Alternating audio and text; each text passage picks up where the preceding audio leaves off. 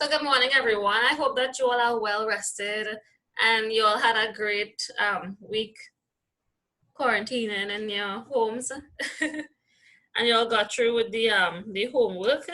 So I did mention to Rihanna that I would be going through the homework as well, because I know some of you may have had some difficulties with the homework. So I would be going through the homework as well. So I'll leave that for towards the end of class for us to go through the homework, right? So you all know that we started short story writing or narrative writing. So we started short story and narrative writing. And last week I introduced you all to some different elements of the short story. Do you all remember some elements that are very essential for a short story? We looked at a few last week, some main ones. You all don't remember, you're supposed to be remembering right now. Because you can't write a short story if you don't remember the elements, what must be admitted, what must be included in the short story.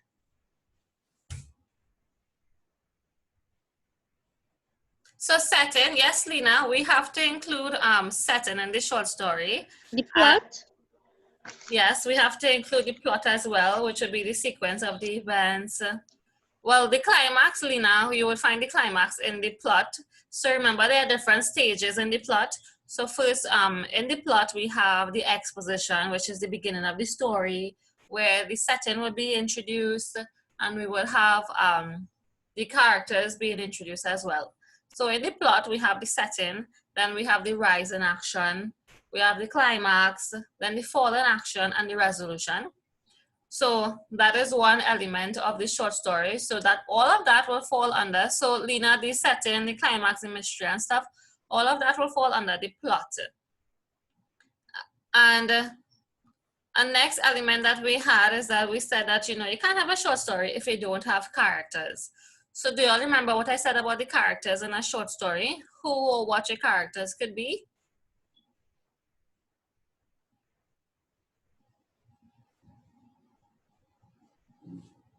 No one remembers who or what I said your characters could be? Because you can't have a story if there aren't characters involved in the story who are contributing to the outcome of the story. Yes, I said a character could be an animal, which of course an animal that you would personify, because maybe you would have the animal speaking. David, what do you remember? What I said about characters? Lena said that that a character could be an animal. It could even be you. It could be a human being. What again could a character be in your story? So it could be a human. It could be an animal. An object? Yes, it could be an object or a thing that you are personified. So I remember someone gave the example with Beauty and the Beast. So like in Beauty and the Beast, when we had the teacup and the clock and stuff. So objects, non-living things that we personify. And how do we make our characters real or believable? What do we do with them?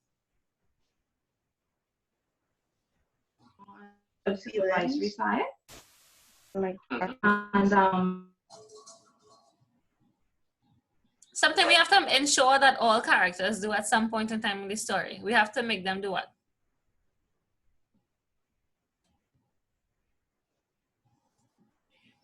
Let me see if you'll remember. In order to make your characters credible, for them to be realistic and believable, what you're gonna do? Are you going to just have your characters there? Are your characters going to, yes, David, your characters must talk. So for us to make the characters believable or real, at some point in time in your short story, you have to ensure that your characters talk. And this will fall under what Nirvana mentioned here about them engaging in dialogue. So dialogue could be that the characters are talking to other characters, or even sometimes we have the characters talking to themselves. And this is where we actually get into the thoughts or the mindset of the characters. And Lena also said that, for instance, their qualities. So even when after we make the characters talk, it's really good for us to get an idea as to who or what exactly this character is. So for instance, we could describe them we could describe their qualities. So if they're kind, if they're loyal, trustworthy. We could also give a physical description of the characters as well. Because remember, it's a short story. Sometimes there aren't any images for us to see how the character is looking. So it all lies up to our imagination. So we have to try our best to describe the characters both inside and outside so that the reader could really get an idea as to how this character looks and what kind of individual or person this character is. What's the next element of the short story? I saw that Nirvana said theme, and remember I said that theme is a central idea or the main point. So every story revolves around a theme. So when you're writing a story, you have to ask yourself, okay, what is the theme? What is the message I want to convey in this short story? So maybe your theme is about friendship, it's about loyalty.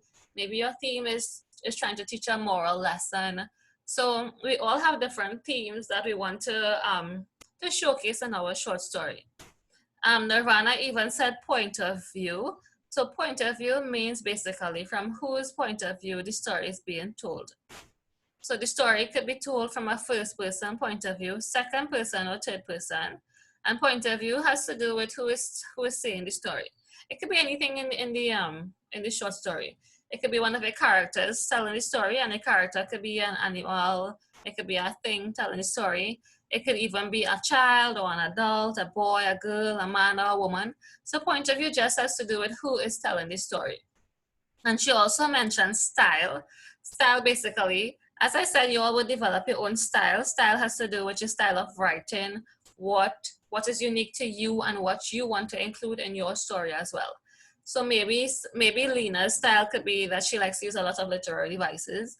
Or maybe Nirvana's style could be that she likes to always incorporate mystery. So as you all begin writing, you would develop your own style of writing. And this just has to do with your own personality, what you prefer and what you like. And we would even be going through one of the documents I sent you all in the group entitled Write Like the Masters. And I would be going through that so that you see what exactly I mean by style. Because we all have to develop our own style. Maybe for those of us who read a lot, maybe we read a short story or a novel from a writer and we try to write like them and we want to develop their style. So we would develop our own style eventually, right? But I also said that in a short story, it's really good that if you all incorporate descriptions of particular things. So I did mention that you have to make sure and relay information with regards to sensory imagery. So it has to do with your 5 senses. So at some point in time, you should describe what you're seeing, what you're hearing, even what you're smelling, tasting, or touching. So these are the things that would be required of you to describe in your short story. Also, with description, make sure and give the reader an idea as to how the characters are feeling, what emotions they are experiencing at some point in time in the short story. And your story must always have some sort of conflict. So conflict that characters are facing. And as we all covered last week, the conflicts could either be 2 characters, having conflict against each other. It could even be conflict with regards to the character facing something in nature. So maybe a storm, a flood. It could even be in a conflict that they're facing. So maybe the character is struggling with an issue within himself or herself or itself.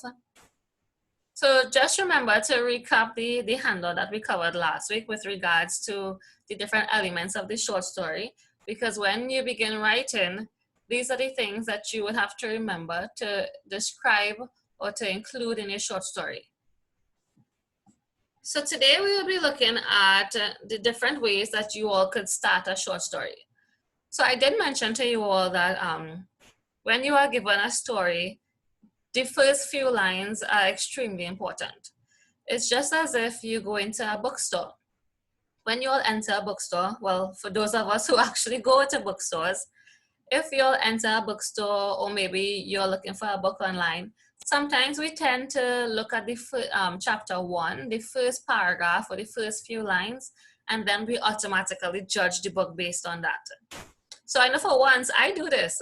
When I enter a bookstore, if I see an attractive heading, an attractive title to a novel, I always open the book and I go to chapter 1, and I try to read at least the first page right in the bookstore for me to just get an idea as to, okay, is this something that's interesting? Do I like this style of writing? Is it captivating enough? So we always judge a piece of writing based on the very beginning. Even when you're reading the newspaper, sometimes we just read the heading and then we read the first few lines and we're like, okay, this article is boring, or this is fun, and we continue reading. So it's very important that you have that solid start, that could really captivate the reader, because we tend to judge a piece of writing based on the very few lines that are found in the beginning. So we'll be exploring today different ways that you could start a short story, and I will be teaching you all 9 different ways. So I don't want that from now on when I tell you all, okay, write a short story for me, you all are like, I don't know how to begin. We will be looking at 9 different ways, so you all have 9 options to choose from, okay? So the first way that you can begin a short story is that you could begin with a dialogue. So remember, I said that dialogue is an important element of a short story. You must make your characters talk.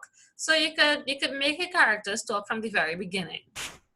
So, and for each heading, for each type of way that you could begin the short story, I will be giving you a sample just so that you all could see how you could incorporate that to begin your short story.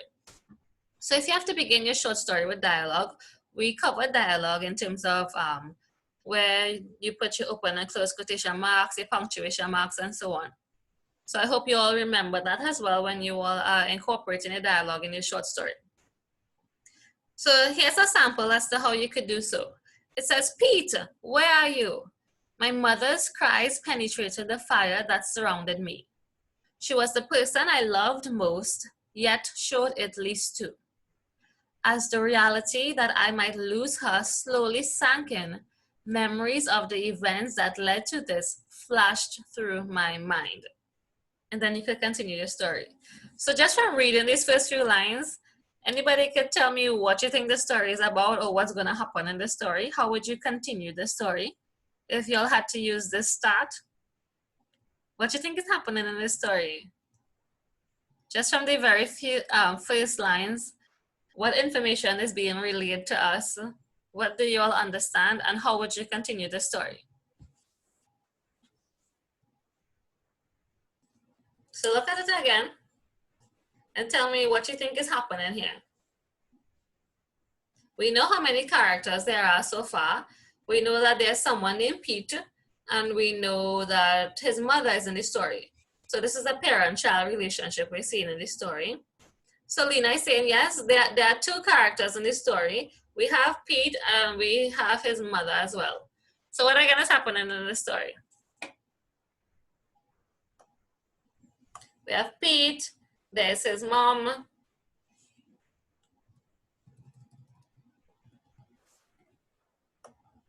So what again is happening here? She's saying, where are you? And then they're telling us, oh, Lena is saying that she could die soon because she's, the mom is shouting Pete. We see the exclamation mark, so that means that she's shouting. She's saying, Pete, where are you? And then after it goes on to say that my mother's cries penetrated the fire that surrounded me. So it appears that they're involved in a fire, they're trapped in a fire. So picture in your head that maybe a house, maybe they're at home, and a fire has engulfed the house. And the mom, as usual, she is panicking. She's looking for her child and asking Peter, where is he? And then Peter saying, she was the person I loved most, yet showed it least to. So, you know, sometimes you all love your parents, but you don't really show them that you love them. And only when a life or death situation reaches, you're like, oh my gosh, I should have shown this, I should have shown my mom or dad love. And Nirvana says that because it sounds as though in the next line when it says, as the reality that I might lose her slowly sank in, meaning that, you know, they're in this fire. So Peter's thinking that, you know what, I don't think that she can make it out alive or I can make it out alive. And then it ends by saying, memories of the events that led to this flashed through my mind. So maybe he's going to tell us how they ended up in this fire. So maybe the outcome could be, the end of the story could be that maybe the mom died, or maybe Pete died, or they both died.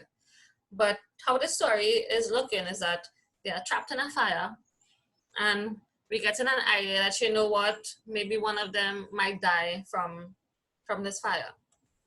So if you want, you can begin with the dialogue in the story, because by you including the dialogue, it really gets the reader captivated to know, okay, this is some sort of drama taking place in the story.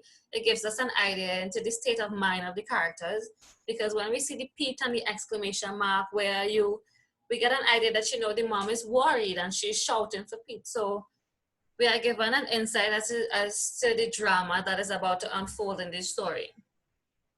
The next way that we can begin a short story is that we could begin using a proverb. So anyone knows what's a proverb? And I don't want you all to tell me, oh, that's the book in the Bible. Anybody thinks they know what is a proverb? You all have heard the word before?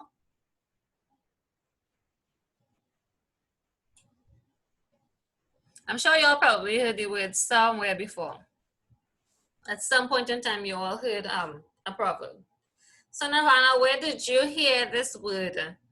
And what do you think a proverb means?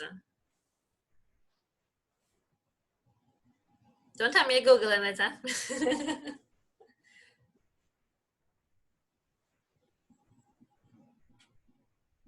So anybody ever heard this word before? No one?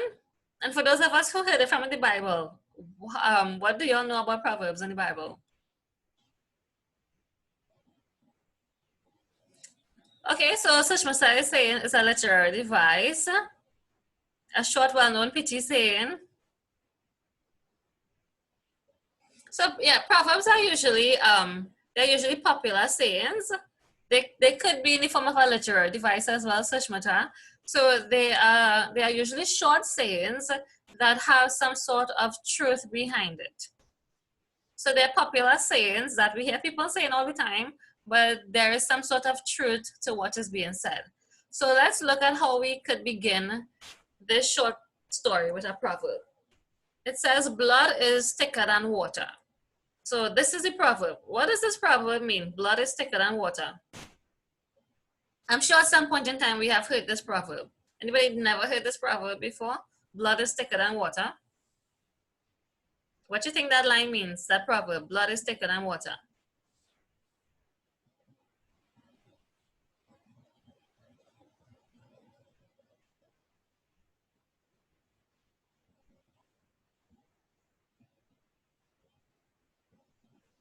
No one ever heard that before? Blood is thicker than water?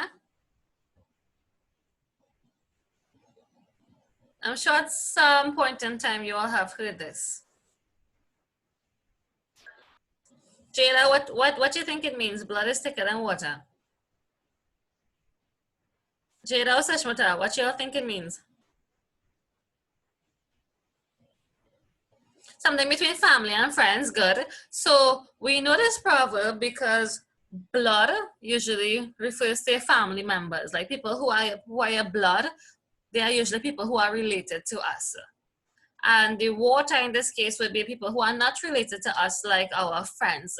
So when the proverb is being used, blood is thicker than water, it basically means that, you know, your family, they are more important than your friends or people who aren't related to you. So like family comes first. So you usually hear people saying this proverb in that context. So let's hear what this story is about. It says, blood is thicker than water. It's but you need water to live. Joshua, well, maybe a story can have that twist there, that you need water to live. So let's hear what the direction in which the story is going. It says, blood is thicker than water. There are so many acts of kindness that we so often take for granted and willfully let pass by, but there are a few that can surpass the love of a family member. So they begin by saying that, you know, the proverb, blood is thicker than water, but then it appears that they're going to show us that, you know what, this could be the opposite. That when they said there's a few that can surpass the love of a family member, it appears as though they're actually going to show us the opposite. They're going to show us that water is actually better than the blood. Because they said that there are a few that can surpass the love of a family member. So what do you think the story would be about? If you all had to continue the story. Blood is thicker than water. There are so many acts of kindness that we so often take for granted and willfully let pass by, but there are a few that can surpass the love of a family member. So yes, Joshua, it could be about a great friend. Maybe a friend did something for you that a family member wasn't willing to do. And what could a friend do for you that a family member wouldn't do for you that you would consider an act of kindness? Maybe you needed something and your friend gave it to you, and your family members, they were reluctant to giving you whatever you requested. So what situation could you be in where, you know, your friend could assist you? It could be money. So maybe it's a life or death situation. You need money. Your friend gave you money, and your family members, they weren't willing to give you the money. Well, again, think of like a life or death situation. A place to stay in. Yeah, maybe your own family could turn you away, and your friend opened up their home for you to keep a secret. Hmm, that could be an interesting story. What kind of secret, Joshua, your friend could be keeping for you? And just remember, it says that you know that that it's an act of kindness. If you want to make your story dramatic enough, maybe it could be where you needed probably an organ, or you needed some sort of blood donation, and there was, you know, a life or death situation, and your families, no one in the family was able to provide that for you. Maybe you needed a kidney, and none of your family members were a match, and it so happened that that's where your friend came in, and your friend probably donated or a kidney to you, or gave you all blood, because remember you're saying that it's an act of kindness. So maybe they could actually do something for you that you really appreciated, that was extremely kind of them, something that you know your own family wasn't willing to do. So Lena is saying that so you're saying that your friend could keep alive for you, and it could be that you're pregnant and you didn't want your parents to find out. So how so that is what you all would do, write as your act of kindness. If you all want to add the drama to the story, or maybe he knew you were cheating on your spouse. I realized that you all like to write about a lot of relationship stuff. I've seen that across the board in all my classes, that whenever you all get these questions about, you know, family and friends and kindness and drama, the first thing that you all go to is you all always want to write about some sort of relationship drama. But if you really want to write an impactful or empowering story with regards to this question, with the acts of kindness and a few that could surpass the love of a family member, it would be really exciting if you all if you all write about maybe a friend doing something that was, you know, life or death, like giving you a kidney or something. And I'm sure that you all have seen that in a lot of movies before, where, you know, maybe the person you least expected, a friend, they actually, you know, save your lives because your family, for various reasons, they weren't able to do so. Olina saying that is that to hide a body you committed a murder. So maybe if you told your family, they would have turned you into the police, but your friend is keeping it secret for you. And Joshua, that's okay if your speaker is not working. You could just send your messages here and I would read them. So if you all want a very dramatic way of beginning your story, is that you all could use a proverb, because when you use a proverb, it really gets the reader thinking. Because when you see the proverb, you're like, okay, there's some sort of mystery to what is being said here. So the proverbs are very effective in that, you know, they get you thinking because they have some sort of hidden truth to it. And when you see blood is thicker than water, not many people would know what that means. They might literally think that, you know, blood is really thicker than water, and they won't understand the metaphor that is being used there. So the third one is that if you want, you can begin with a question. So a question is very effective in beginning a story because a question requires a response. And sometimes when we're reading stuff and we see questions, we just automatically tend to answer the questions. So let's hear how the story begins. Have you ever been in a brush with dangerous, so perilous you could have lost your life? So anybody here could relate to this? Maybe you were in such a dangerous situation, a reckless situation, that you almost lost your life. And what would you write about? If you all open a book and you all saw this as the question, you all would be very intrigued and trying to figure out, okay, what happened to this person that they almost lost their life.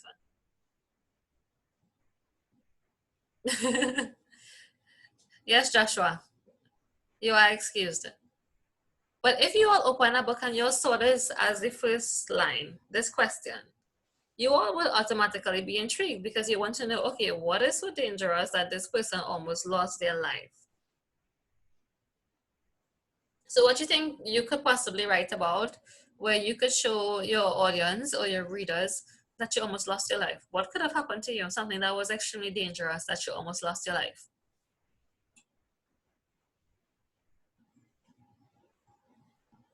And maybe you'll watch a movie based on this where someone did something extremely dangerous and they almost died. So what is that dangerous thing that they could be involved in where they almost lost their lives?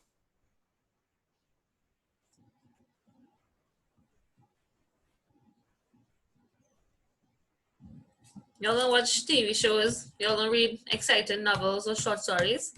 A crazy wife. So the wife was trying to kill you. I feel like Nirvana is referencing some Lifetime movie that she saw there. So maybe, he got married to this person and he didn't really know what the person was about. Someone drank a chemical substance. Yeah, it could be that, maybe someone drank something and they almost died because for a number of reasons. Or maybe an accident. An accident would be very fitting to discuss here.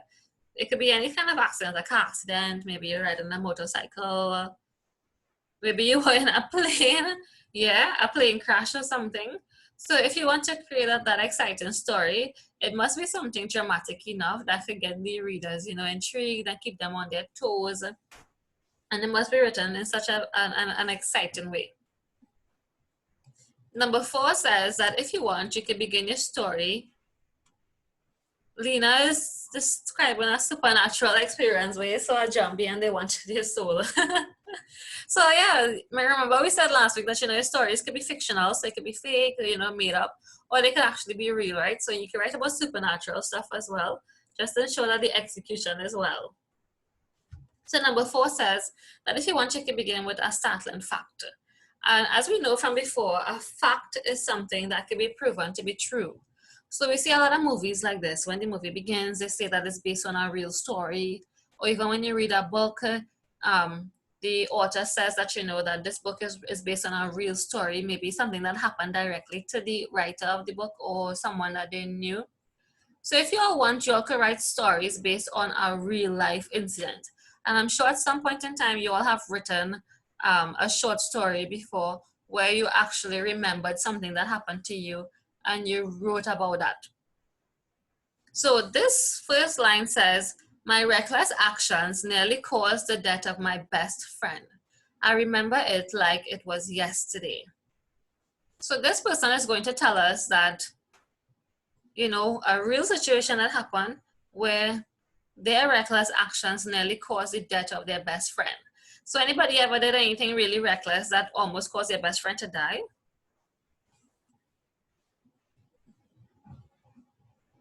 Well, I'm sure that we have seen movies like this, where in the movie there were two friends, or in a short story there were two friends, and then one friend did something that almost resulted in their best friend dying. Do you all remember any movies like that?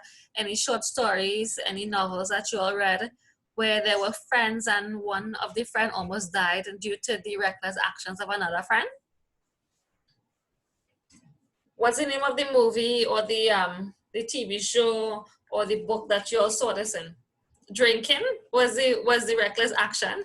So maybe you were drinking and driving and you almost caused your friend to die because you got into an accident. Yeah, Joshua, in Flash there are a lot of reckless actions that could cause your friends to die. So you could do something extremely reckless, something that's very dangerous, and something irresponsible, where you could write about where your friend almost died. So when you see this first line, the reader wants to know, okay, sometimes we are just drawn into a story when we hear that they say it's based on a real life event. So like when we see the movie that says, okay, based on a real life story, or we see the books, it makes us want to read more because, you know, we know that the writer is not making this up, that this situation happened in reality. So a startling fact really gets the reader, you know, interested in the story, just to know that everything you are going to say is real. Number 5 is the typical one that we have been using from since we were really young, by beginning your stories with a description. So remember, in descriptions, I said that there are the number of things that you need to describe. So with regards to sensory imagery, the 5 senses, so you describe the 5 senses. You could even describe in terms of your characters, describe the setting, describe the setting in terms of the place, the time. So if you want, you could just begin your story with a description.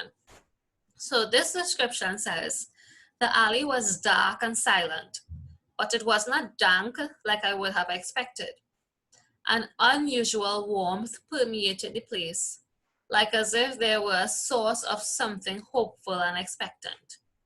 So from this description, we know where the story is taking place. It's taking place in an alley. And the person is describing the alley for us in terms of what they're seeing and hearing. So they're saying that it's dark, so they're describing how it's looking. And it's silent because they're describing that they're not hearing anything. It says it was not dank. Dank means like wet or damp. So they're describing like the conditions of the place, because usually in an alley, you know, there will be like water on the ground and stuff. So this person is saying that, you know, it wasn't like that. An unusual warmth permeated the place. So they're describing how they're feeling. Usually in alleys, yes, we get an idea of the weather, because usually in alleys where the persons feel cold or chilly in the alley, but they're saying that it was actually warm, so they're giving us an idea as to how they're feeling. Then it says, like as if there were a source of something hopeful and expectant. Because we know typically in an alley, nothing good happens in an alley. You know, it's dark, it's lonely, people are scared when they enter into an alley. But in this case, they're telling us that, you know, just for today, it was feeling different. It was feeling as though something hopeful and expectant was going to happen there. So what possibly could happen in an alley to make the experience, you know, different from the usual scary experience? When you enter the alley, what could happen that could make the story, you know, actually a good story and not a scary, mysterious story? When you enter the alley, what could happen in that alley to make the story, you know, hopeful? Maybe you heard people talking, and what were the people talking about? Well, if you get kidnapped, Lena, then the story would be, you know, a scary story. It would be a very sad story, because in this case, they're saying that something good is going to happen. So if you go into an alley, what you could see inside there that could actually make the alley not scary? Maybe you're walking and you saw something. You saw light, and when you went by the light, what happened when you went to the light? I had a student tell me in a previous class that maybe you enter into the alley and, you know, you were feeling scared, and afterwards when you were walking in the alley, maybe you saw a little puppy. So that would add some sort of comic relief to the alley, because usually the alley you would feel scared. But if you walk into the alley and you saw a little puppy, you know, something that you always wanted, then, you know, the alley experience wouldn't be so scary for you. Oh, Nirvana is saying that she found a way to get out. Okay. So maybe you were kidnapped. Your story begins where you were kidnapped. You were trapped in the story, in the alley. And then afterwards you saw the light, and then you tried to escape, and you found your way out from the kidnappers, and you escaped your kidnapping. So your story could be about that. And then you saw someone, you asked for help, yeah. And then you would be able to return home safely. So your story could be about that as well. Number 6 says that if you want, you can begin your story with a sound. And we know that sound words are onomatopoeias. So remember an onomatopoeia? Onomatopoeias are words that encapsulate sounds that when you say the word, it sounds as though you're reproducing the sound as well. So number 6 says a sound. So this story starts beep, beep, beep. The repetitive beeping resounded in my head. I wondered if it was the alarm clock that I so dreaded imprinting itself subconsciously in my head. Still, I ignored the distant signal and carried on with the errand my mother had tasked me. So what's happening here?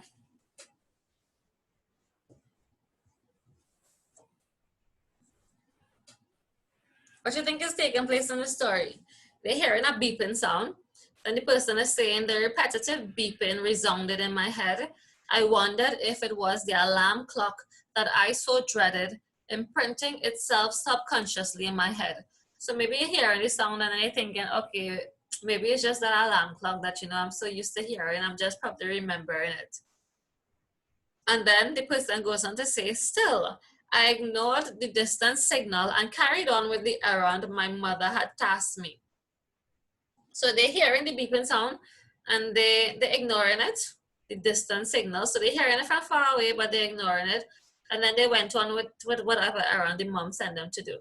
So maybe it could be a bomb. It was a beeping signaling that a bomb was going to explode, and the story could be so dramatic and continue from that. Or maybe I got up earlier than the alarm clock. I'm sure some of you all, when you're sleeping and you know that, your alarm will be going off, sometimes you subconsciously hear the alarm clock going off in your head. But I really like the bomb story. Like if you're hearing the beeping sound and you're ignoring it, maybe a bomb went off and then you could describe what happened afterwards. That would be a really exciting story that you could write about the bomb. Or even if the beeping could be from a car. So maybe you are going to carry on the errand and you're walking on the side of the road, or maybe you're crossing the road and a car was actually trying to signal to you that it was coming in high speed and you all ignored it, and maybe your story could be about you becoming involved in an accident where you were injured because the car was signaling to you by beeping, but you ignored it. So the story could be about you being involved in an accident. So if you want, you can begin your story with a nice sound, because the sound usually gets the readers intrigued. We get into the action of the story as well. Number 7 says that if you want, you could begin with some sort of complication and flashback. So for your complication and flashback, complication usually means that maybe some sort of drama takes place, and then the flashback is a technique where you pause what's happening currently and you revisit the past. So we see this in a lot of movies where the drama is taking place in the story, and then the story stops, or the movie stops right at that instance, and then we have like the characters going back into the past and they're telling us a story about the past. So if you want, you could write like this. This story says, fear and trepidation seize the crowd. So we know that we're in a crowd setting. And the persons are feeling very scared, they're fearful. There were hushed whispers and stifled sobs as they dreaded the worst and things to come. It did not help that the victim was in complete hysteria, which fueled the robber's arm to tighten around her neck. So we know that there's a robber and he has the victim. He has his hand wrapped around the victim, right? The knife, so he's holding a knife. The knife he wielded got dangerously close to piercing her skin. Thoughts raced through my mind. Oh, how I wish I had not ignored that instinct to inform the police before all this even started. So the story begins in the complication. We have the conflict going on, where the scenario is that it's a crowd setting. We have the robber holding a victim. He has the knife close to her. It looks as though he's going to pierce that knife through her skin.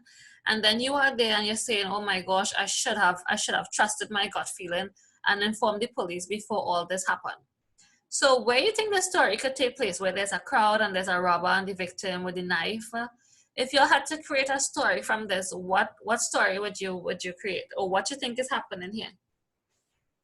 We know the characters in the story. There's you in the story, then there's the victim, then there's the robber, and we know that there's also a crowd of people, and everyone is fearful because the robber has this person hostage, and it appears as though they're going to use the knife and, you know, pierce it through the skin of the victim.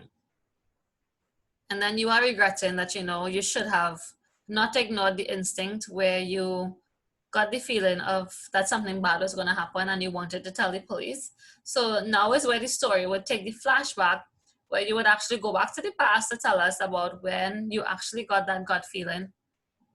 And then you would tell the story leading up to the events of what is taking place. So if we have a robbery taking place because there's a robber, where could the story take place? Where would there be a robber and a hostage and a crowd of people?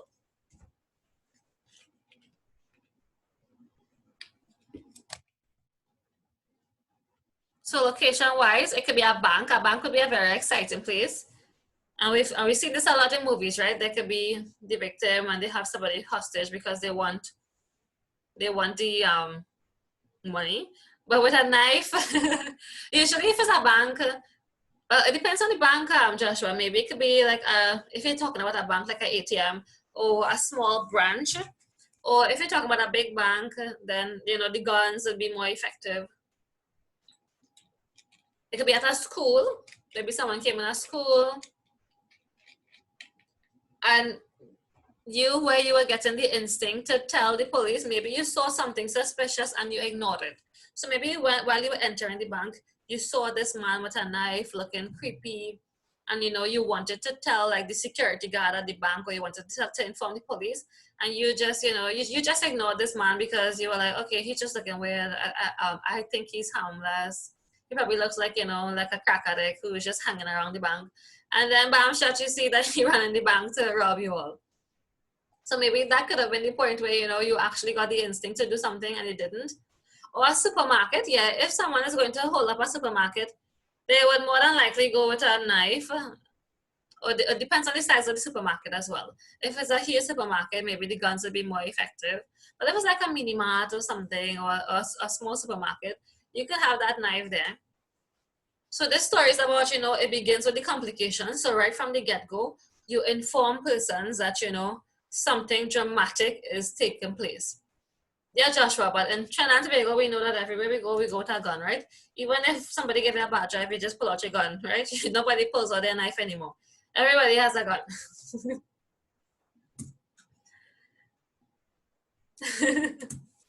So if you all want, you can begin a story where you begin right in the climax, right in all the conflict, and then you just go back to the past, and then maybe you go back to tell of the exposition, the setting, then the rise in action, and then you resume your story by the climax, by the complication. The next one says that you can begin a story with outcome and flashback. So outcome means what happens after the climax. So what happened after the climax, the end result, before we reach the end of the story.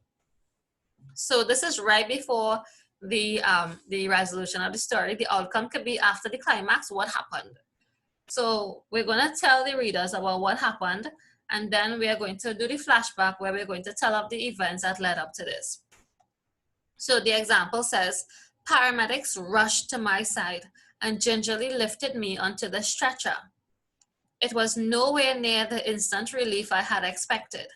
Instead, the very fact that I was about to be transported away from the proximity of my parents, whose whereabouts were still unknown, worried me further.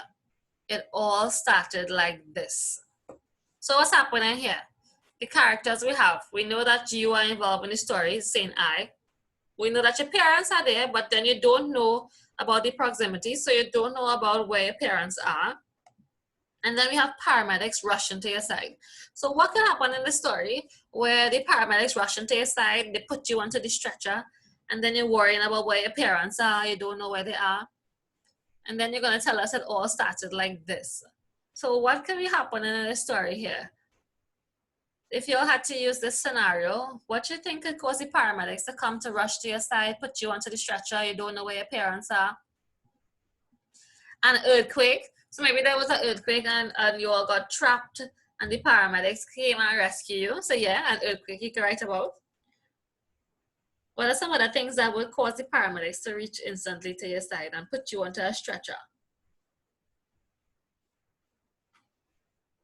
So it appears that you are injured here, because if you're being carried onto a stretcher, something happened to you. An explosion, maybe there was an explosion and you were injured.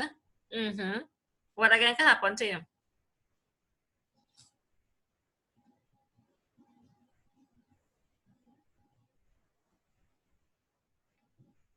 Or maybe it could even be an accident. Oh, Rihanna said an accident. So it could even be an accident, and the accident could either be it could be what Nirvana said, maybe you were old and you fell, or the accident could be like a car accident where during the accident, sometimes some persons fly out of the vehicle, some of the persons stay in the vehicle. So maybe it could be an accident where you all flew out from the vehicle, and you didn't know where your parents landed, and all you know is that you all were in the vehicle before, you got damaged, the paramedics come to carry you, but you don't know where your parents are because you don't know if they're still in the vehicle or if they flew somewhere. So it could be that Nirvana is saying, or the mirror fell on you and you got cut really bad. So yeah, we have like the old persons being involved in the accidents, or you could have a heart attack, yeah, and your parents and the ambulance came for you, or you could be looking for your parents. So you could have been, so something could have happened to your family, to you and your parents, and it resulted in you not knowing the situation with your parents, or complications with health, because that would result in you being carried away by the paramedics, right? So just remember, whatever story you are creating, it needs to be like an emergency situation, because even in the movies or novels that we read or short stories we read, whenever the paramedics rush into your side, it's because something really dramatic has taken place. So just remember that whatever you're writing about here needs to be about an emergency situation that would result in paramedics rushing to your side. And number 9 says, the last one says that your story can begin with conclusion and flashback. So conclusion is the end of the story. Sometimes a lot of movies do this, where they begin with the very last scene in the movie, and then they do the flashback where they said, okay, a year ago, or 6 months ago, or 2 weeks ago. So a lot of movies do that, where the movie begins with the last scene, and then it stops, and then it goes back in the past to tell us of the events that lead up to this. So yeah, like Megamind. So let's see what this story is about. It says, even on the weariest of days, I make it a point to spend time talking to my mother. So we know there are two characters in the story. It's you and your mother. As she sits on her wheelchair silently, so the mom is in a wheelchair, and stares ahead of her, something in her eyes tells me that she still recognizes me. So the mom is in a wheelchair, and the person is saying that something in her eyes tells her that she still recognizes me. So maybe something happened to the mom where, she lost her memory. I tell her I love her, and the words seem to sink in past those glassy eyes, causing her tears to brim past her unflinching pupils. So she's tearing up whenever she hears the person says that, that they love her. That is all I need. I close my eyes and am instantly transported to the memory of her selfless act of love. So selfless act of love, maybe the mom did something that resulted in her being this way. What do you think is happening in this story? We need to flashback, bird box. Oh my gosh, bird box. Horrible. So she's saying that her mom is in a wheelchair. We know that the mom is just staring. We also know that when she talks to her mom, the mom doesn't respond, but she just gets the reaction in the eyes of the mom. So maybe the mom can't talk or something, and the mom, by her tearing up, we know that the mom still understands what the person is saying. And we also know that the child is saying, I close my eyes and I'm instantly transported to the memory of a selfless act of love. So what could a mom do? It seems as though the mom saved someone or could even save the child, and now the mom is in this situation. So what could a mom do for a child or for someone that they love, something that was selfless, that resulted in her being in a wheelchair and also in a state where she can't really respond or speak to anyone, and she's just there and she's always crying. So what could have happened in this story to result in the mom being in this condition? If you had to write a story, what could the mom do that was really selfless, where she put herself before others, that resulted in her ended up in a wheelchair, and she doesn't really, she can't really talk. Maybe she saved her child from an accident, good. So maybe her child was going to be bounced and she probably rushed and pushed the child away, and she got the impact of the accident. She ran into a fire to save her young baby, yeah. So maybe she ran into a fire and then she got trapped in the fire. She actually saved the baby, and then maybe she could get trapped in the fire and she almost died. And now she's in a wheelchair, and she probably something to do with her memory as well, because they're saying that something in her eyes tells her that she still recognizes me. So maybe something could have happened to her memory. Or yeah, she could have taken a bullet and her spinal cord got damaged, because if you took a bullet and your spinal cord got damaged, that would leave you where you'd be paralyzed. So maybe that's why she's in the wheelchair, because she got paralyzed from taking a bullet. So maybe there was an instance where a crime was taking place. It could even be like kidnappers came and the mom, took a bullet for the child or for a loved one, that resulted in her getting struck by the bullet, and now she's paralyzed. A piece of wood could have fallen on her head. So maybe there was an injury that could have resulted in her, where she got an impact on her head and her memory was lost. So yeah, it seems as though her memory was lost because the person is saying that, something tells her that she still recognizes her. So usually from these drastic accidents or even fires or whatever incident that took place, it would have resulted in her memory being lost. Yes, for sure. So maybe the person, the mom is now is after the accident and stuff, or the incident, and the mom is, trying to regain her memory. So if you want, you can begin your story with the conclusion and flashback, where you have the end and then you go back to the past. So Nirvana is saying maybe she was in a toxic relationship to get money for her child. Yeah. So maybe it could have been like a situation of abuse where, she was just there hanging on because she needed to. And the abuser, was so bad that she got injured and she is now in this state. So the aim here was to show you all 9 different ways that you all could begin a short story. So when I give you a short story to write, I don't want you all to say, okay, well, I don't know how to begin. And then you all sit down in the exam, or you all sit at home and you spend like a whole hour, half an hour, just trying to figure out how to start the story. So you'll have 9 different ways that you can begin the story. And I hope that you all try to utilize any one of these ways. So which one is your favorite? So Nirvana is saying that she likes the question. So if you all had to write a short story, which technique would you all prefer? And well, the technique has to do with what you like. So maybe Nirvana chose the question because she likes to write stories with a lot of mystery. So you like to leave the reader, just thinking about the response. So the technique that you all choose would reflect what kind of person you are. So everyone, what technique do you all prefer? Because you have to know from now which techniques you would like, so that when you all get to the question and it's time to write your response, you would have an idea. So, okay, my style is that, I like to begin with a question. Lena's style is that she likes to begin with the conclusion and flashback. So whichever technique you all chose to begin your short story, it gives an idea to your style. So Rihanna likes the description. Maybe Rihanna just likes to describe what she's like, the different sensory imagery. Good. Which one again do y'all like? Anybody like the proverb? Y'all don't like the proverb? Yeah, the proverb is a nice one because it gets the readers thinking, even the outcome and flashback. Good. So the style that you all prefer really has to do with your personality, what you all like.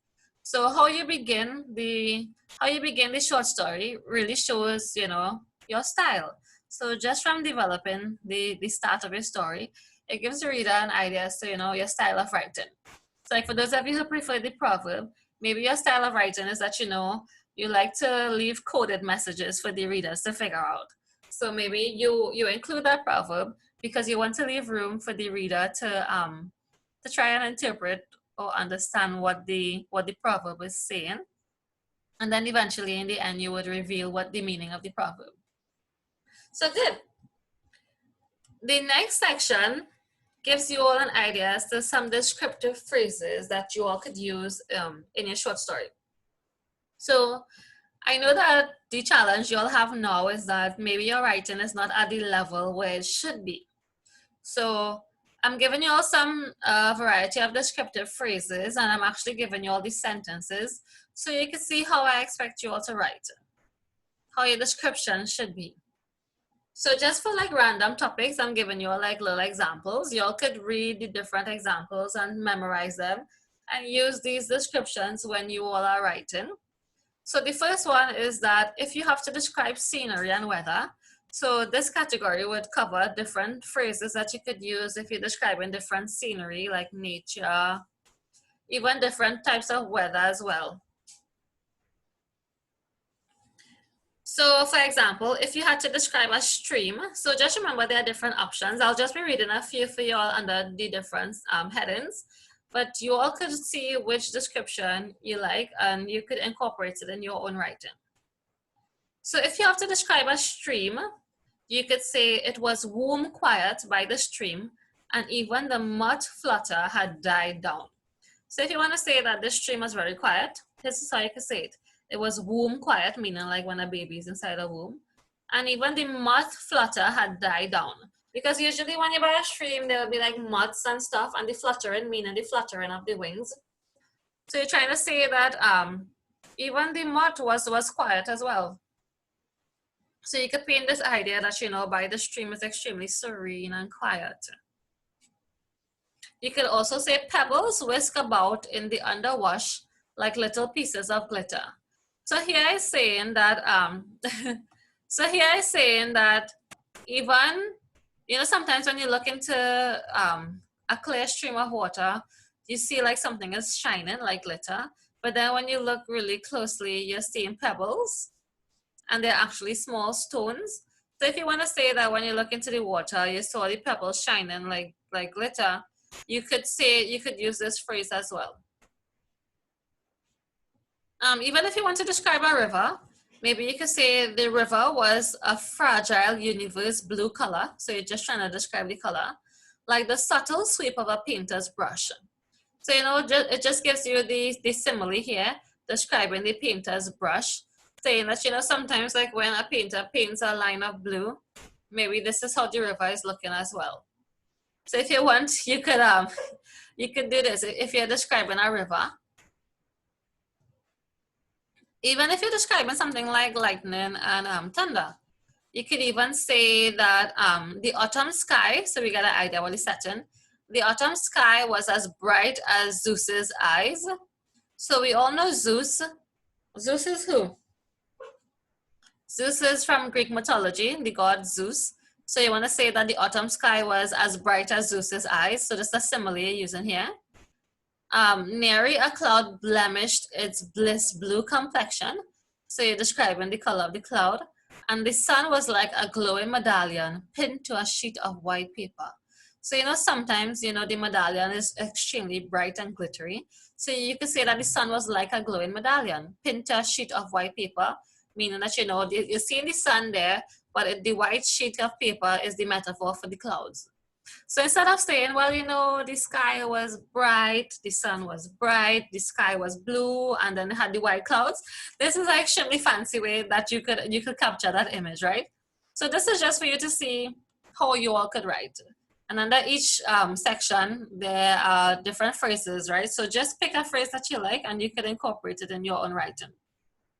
Even if you want to describe something like maybe a story set during Christmas time, you can say an angel was perched on top of the tree, glittering with its flash silver lustre. So this is basically saying that, you know, sometimes at the top of our Christmas tree, we don't put stars. Some of us put angels. So this is just describing like a setting. Maybe you are describing, you know, maybe at home, and this scene is where you all are probably decorating a Christmas tree or something. And this is a nice way of saying that, you know, you put the angel on top of the tree and it was glittering, and you're giving an idea as to, you know, to how it is looking. Even if you are describing a story where you are lost at sea, it says the emptiness in my soul matches the spiritless sky and the featureless waterscape around me. So remember, if you're lost, it will be you alone, right? So the emptiness in my soul matches the spiritless sky. So maybe in the sky, you're not seeing anything. So the sky is spiritless, and the featureless waterscape around me.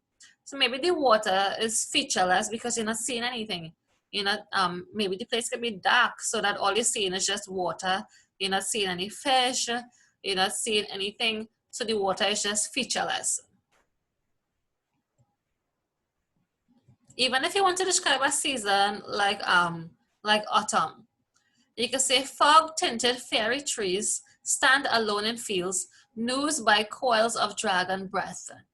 So you know, in autumn, what usually happens in autumn? Autumn is where the leaves of trees, they fall off, right? So the trees are just standing there alone and nosed by coils of dragon breath. So you know, sometimes in autumn is where the place is now beginning to get cold.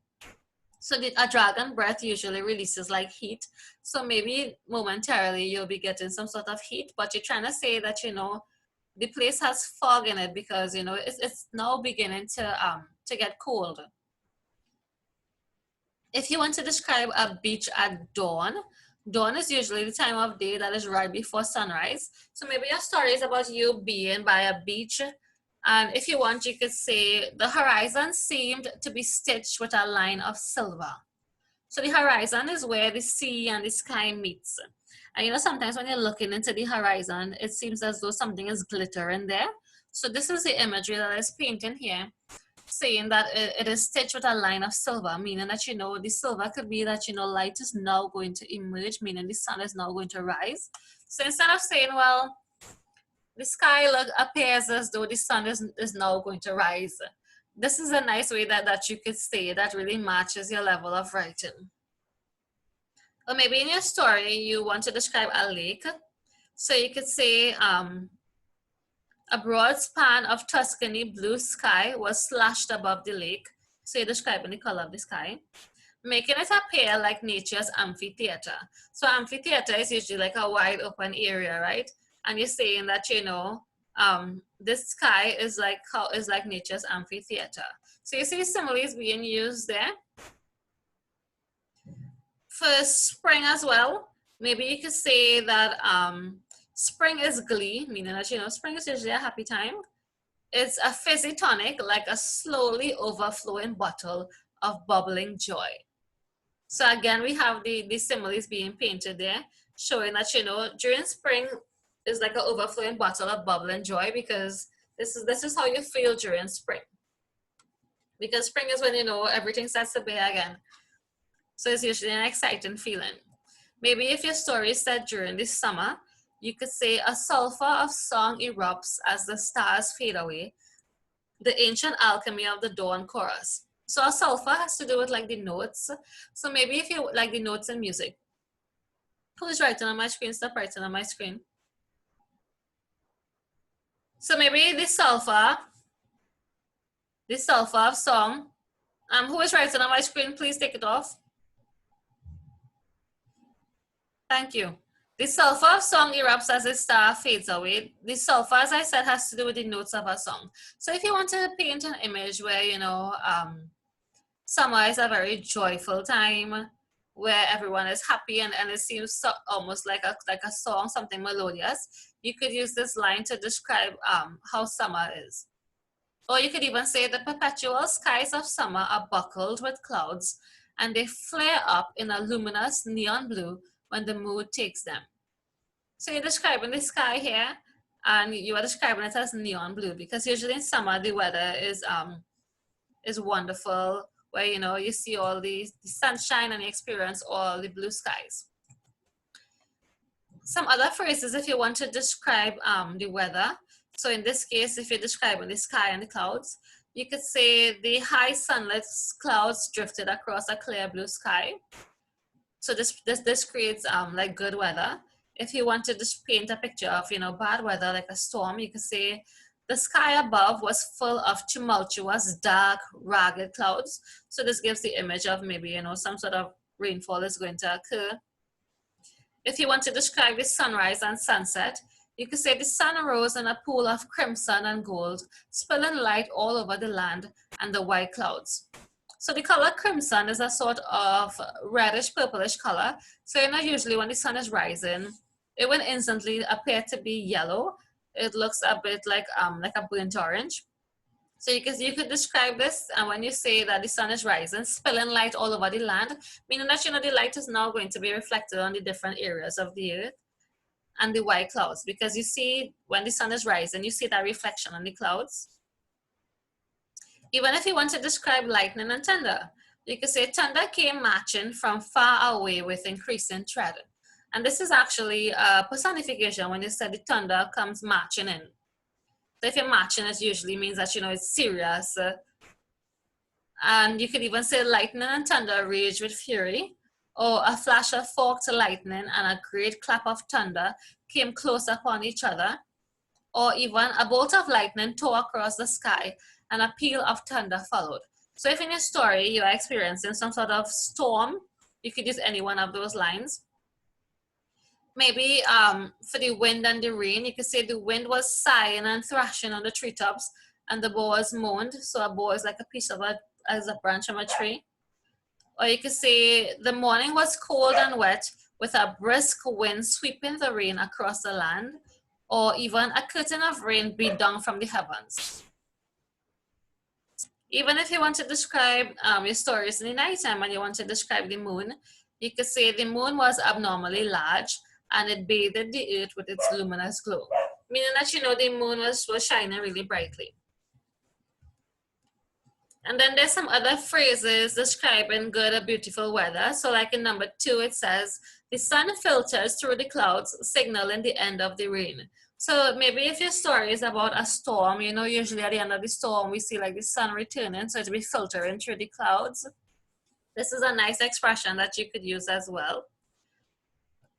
Number 6 says, fresh air filled my lungs and I felt refreshed and exhilarated.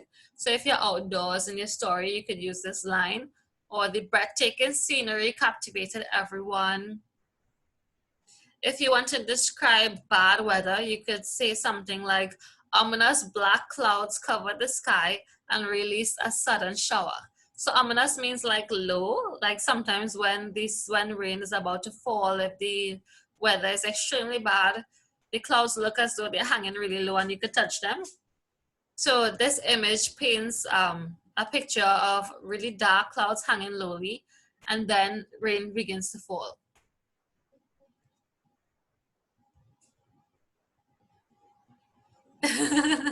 These expressions are really good, and I do want you all to use these expressions when you all are writing your short stories, because remember, I don't want you all to write using the expressions that you all know now. I want you all to, that's why I gave you all so many options to choose from. Try to memorize a couple that really resonate with you and things that you really enjoy, so that when you're painting a setting, you know, your aim is to try and wow the examiner. So when I or even your examiner reads your paper, it must be written so well and the descriptions must be done so well that, you know, the examiner is instantly drawn to giving you high marks because of how excellent your work was written. Or you could even say the howling of the wind frightened us all. So those were a couple phrases that you could use if you're describing the weather and if you're describing what you're seeing around you. The next thing, which is extremely important, is describing people. So this could be like for people or your characters on the whole, be it animals, if your characters are personified things, right? So here's the order in which we describe people when we are writing. The first thing that we could do is that we could describe the shape of their face. So we could give the reader an idea. Maybe they have a square face, an oval face. Maybe it's round. It could be triangular if, you know, it's a a thing that is a main character. It could be heart shaped, it could be thin, wide, or chiseled, meaning that it comes down really small. Then you could describe their skin and complexion. So something to note is that your complexion is the natural appearance and color of the skin, especially on the face. So for example, you could say Mary has a soft, creamy complexion. So if you're describing someone's face or their complexion, you could say if it is wrinkled. So usually we use the word wrinkled if it's associated with someone who is of age, like someone who is old. Maybe you could describe their face as being freckled. So usually persons who have freckled skins, they have like little light brown spots on their face. If someone's skin is ruddy, ruddy is a nice word that you could use, which describes a reddish tint. So this could happen if someone has sunburn. So maybe in a story, a character has sunburn, you could say that their skin is ruddy. You could also use the word sallow if you want to say that their skin has a sort of yellowish tint. And you could use this in a story where maybe your character is ill. So usually persons, their skin look a bit yellow and palish if they're sick, if they're experiencing some sort of illness. So sallow is a nice word you could use there. You could describe someone's skin as being tanned if it has a sort of golden brown tint to it. Or you could even use rosy or fresh face. So we use rosy or fresh face if someone's cheek, maybe the cheek is looking a bit pink, or maybe they have that fair complexion that glows with a tint of pink. So usually people who are of Caucasian descent and they're really fair in complexion, their cheeks tend to look a bit rosy or fresh face. Or some other adjectives you could use to describe someone's skin. You could say if it is smooth, you could even say if it's glowing or translucent, if it's peeling, maybe it's callous, it's craggy, it's leathery, it's dry. So if you're describing skin, you have so many words that you could use. Then you could also describe the character's eyes, because as the tip says, pay attention to the eyes as they often reveal much about a person. So usually when you describe someone's eyes, the eyes tell a story as well. It could even be used to reveal what type of person the character is. So if you're describing eyes, you could begin by describing the shape, the size, and the appearance.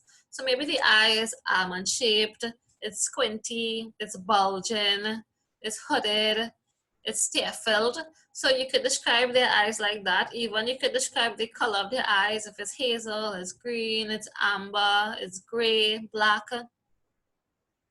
Even for eye expressions, which could tell us what kind of person the character is. You could say if their eyes are piercing, if it's sorrowful, it's haunted, it's compassionate, sympathetic. Even if their eyes are distrusting gives us the idea that, maybe this character is a very deceitful person. So you see how the eye expressions can really give us an idea as to what it could reveal character traits. So it's really good for us to describe the eye expressions. Or some other phrases you could use to describe the eyes.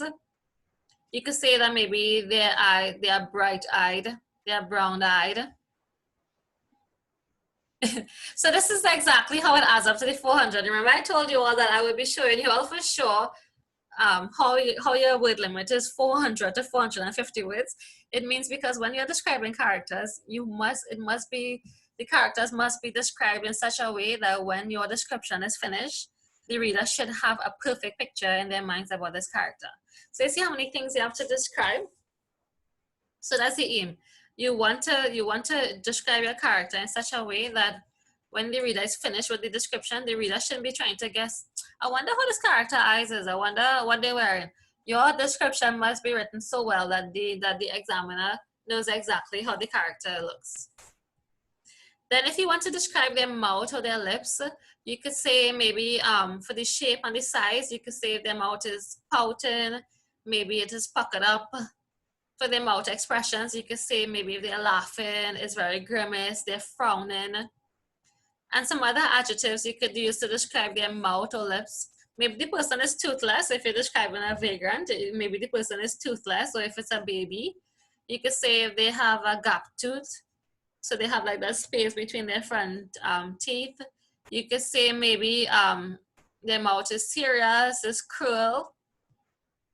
Even if we're moving away from their face now and we are going to describe their hair, you could describe the color of the hair. So you could say maybe the hair they're brunette, they're chestnut brown, maybe strawberry blonde, even even their hair could be salt and pepper.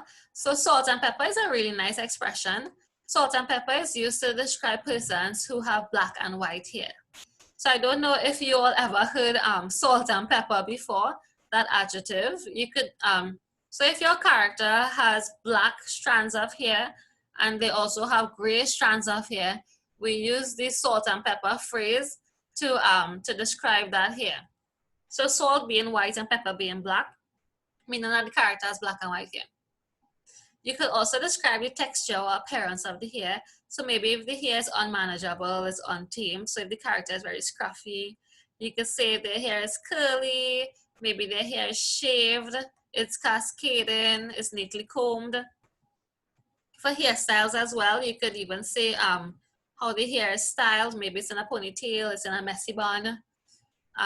Maybe the character has extensions, bangs, it's slicked down. Even if you want to say that the character has lots of hair, you can say that their hair is full, it's lustrous, it's coarse. If they have little hair, so maybe their hair is very thin, you can say that they're balding, maybe there's a bald spot, maybe the hair is receding. So receding means the gradual loss of hair at the front of the head. So usually a hairline is receding. If the character has treated hair, you can say if their hair is permed, it's bleached, highlighted, streaked. And even for facial hair as well, if your character is a male, you could describe their hair in terms of their beard. Maybe they have a goatee, a mustache, they have sideburns. If you want to describe the condition of their beard, you could say maybe they have 5 o'clock shadow. This is probably a new one for you all, the 5 o'clock shadow.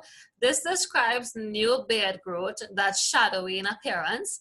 It's usually more noticeable late in the day on the jaw, chin or cheek area, but some men purposely grow 5 o'clock shadows. So 5 o'clock shadows, the shadows there, meaning that you know what, you don't really see it in the day, but when it comes down to the evening, we tend to see a little bit of beard growth there, meaning that you know the beard is now starting to grow, so the 5 o'clock shadow. Some other adjectives you could use, maybe if you want to describe the male, you could say that they're unshaven, they're shaggy, or it could be neatly trimmed, clean shaven, beardless. So these are all adjectives that you could use. Oh, that's okay, Joshua.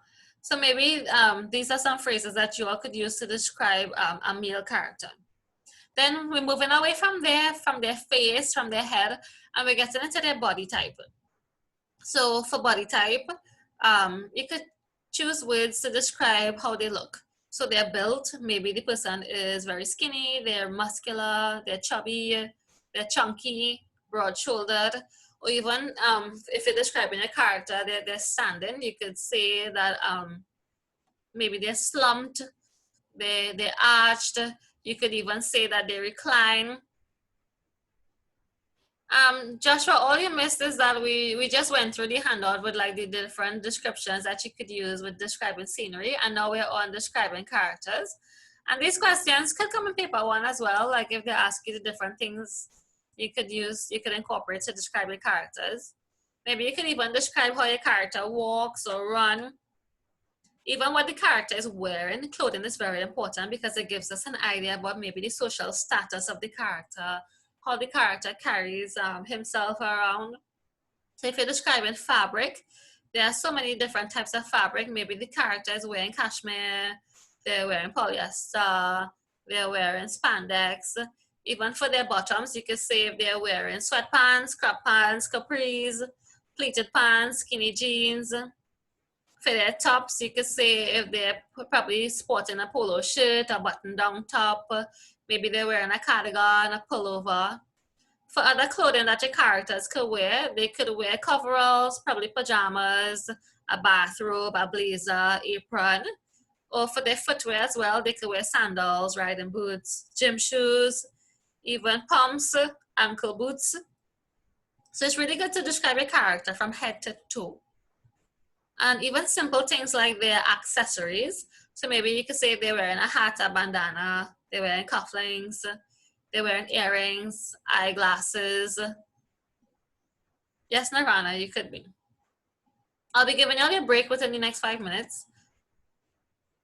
I'm just finishing up this page and then you all will get your 15-minute break. This is the last page before your break. So even some other accessories the characters could be wearing, they could be wearing a choker, bracelet, and some useful adjectives for describing appearance. You could say maybe a character looks very classy or elegant, very maybe stylish or smart or naughty. Maybe your character looks a bit tattered. So if you were describing like a vagrant, you could say that, maybe they're looking tattered, unkempt. Maybe they're looking very disheveled. Maybe the clothes that they're wearing is very shimmering or sheer. And if you're describing their clothing with regards to the pattern of the clothing, you could say maybe they're wearing plaid, they're wearing a floral print, a geometric print. And how we could incorporate this, how we could begin the sentences to describe the characters. Here are some phrases or some sentence starters. You could say smartly dressed in, and we could put a name of a garment here, smartly dressed in capris, the woman, and we could continue our description of the woman there. Lena, I will go through this with you during the break. So during the break, I will show you again what I mean with where to go for the e-test. So even if you want, I don't want you to say, well, John was wearing so and so. Here are some different ways that you could describe what they're wearing.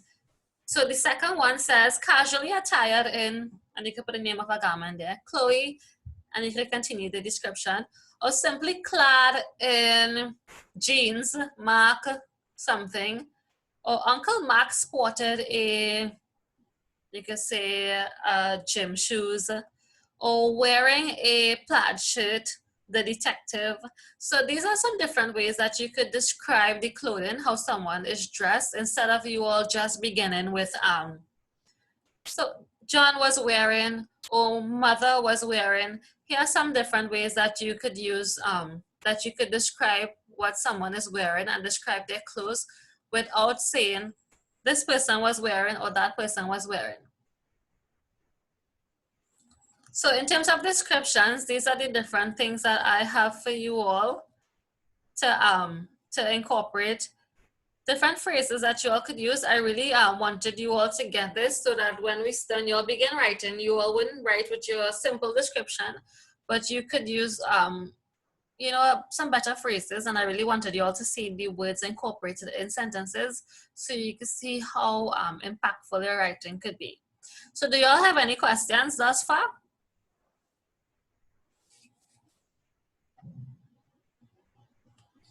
Are there any questions thus far?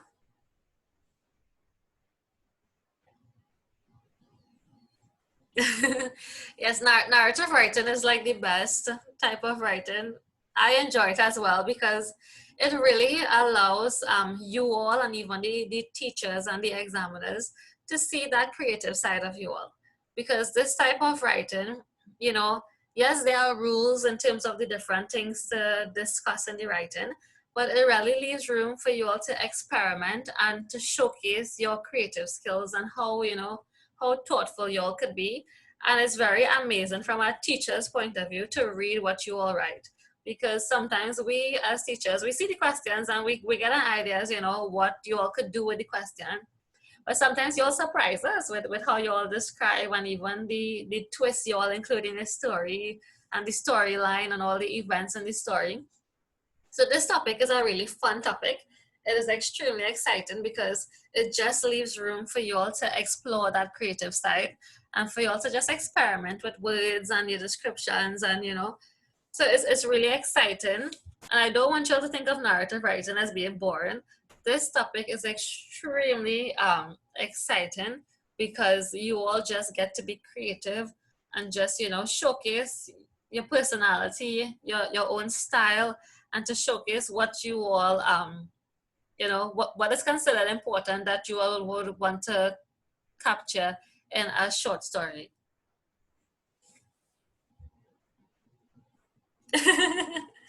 Yes, you all are ready for CSEC next year. And just remember, just for this year, for those of you who write an CXC this year, you just have the multiple choice paper and the paper 3 because of the pandemic and stuff. But for those of you who write in like next year January and next year May, it's gonna return to the paper 2 where you have to write the short story. So like such matter, you would have to write a short story. You'll have to write the summary, the short story, and so on. So just be sure to use these phrases in your story. So as Lena says, it usually gets you all to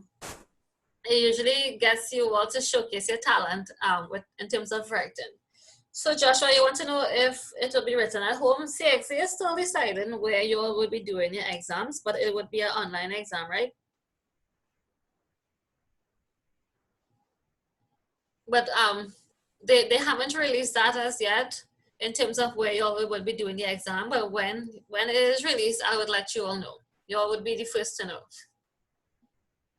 So I know it's 10:35. I gave you all the 15-minute break now. So I'll be giving you all the break now. And for those of you who would be staying on during the break, I'm just gonna go through where on the website to go to visit the e-test. So every 15-minute breaks, and we would resume at 10:55. Good. So in continuing on what we were doing, I have a class exercise for you all. We're doing past paper questions, of course.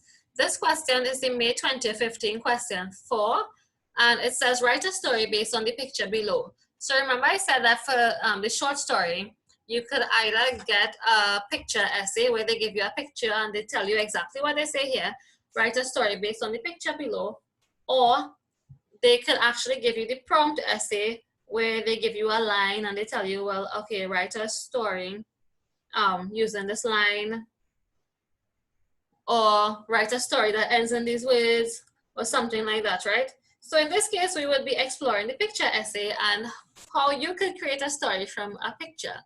So I want you all to, so please know that this is a May 2015 question 4 that we will be attempting to analyze here. So please note that for this essay, the word limit is 400 to 450 words. And I want you all to remember at the back of your heads, you all ever heard this saying, with a picture tells 1,000 words, a picture says 1,000 words, and so on. So I want us to analyze this picture and let's see if we could come up with different assumptions about this picture, or even different stories that we could write based on this one picture. So here's where the creative writing gets a bit exciting, because you all are looking at this picture now, but then there's so many things that we could assume from this one picture. So look at the picture carefully. I want you all to just take a minute, look at the picture. Just remember that with this picture, this is just one snapshot of your entire story. So your story could come with what happens before this picture, what happens in the picture, and what could happen after the picture. So this, when they give you the picture essay, the picture is usually just a snapshot of the entire story. So this is just a small part of the entire story. So your story could start with this picture, your story could end with this picture, your story could give us information about what happened before this picture or after this picture. So take a minute to analyze the picture, and then we will talk about what we are seeing and what we could possibly write about. So just look at the picture. If you all have anything you want to comment on the picture, you can unmute your mics and tell me your analyzation of the picture, what you noticed. If you had to create a story, what exactly would you write about from just looking at this picture?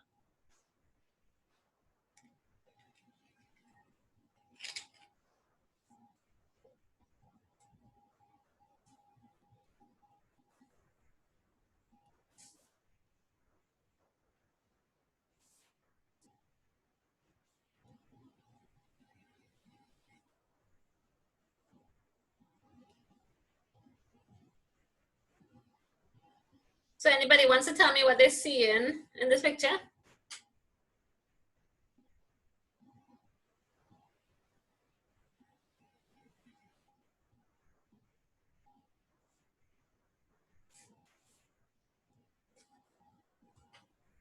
Okay, so let's read.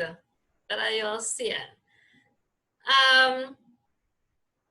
Okay, so maybe he's trying to unlock his phone, to open his phone while driving, and he might crash. Good. So you can write a story about an accident. Good. So maybe he's in an accident. What again are we seeing in this picture? Stephen, where are you? Tell us what you're seeing in this picture, Stephen.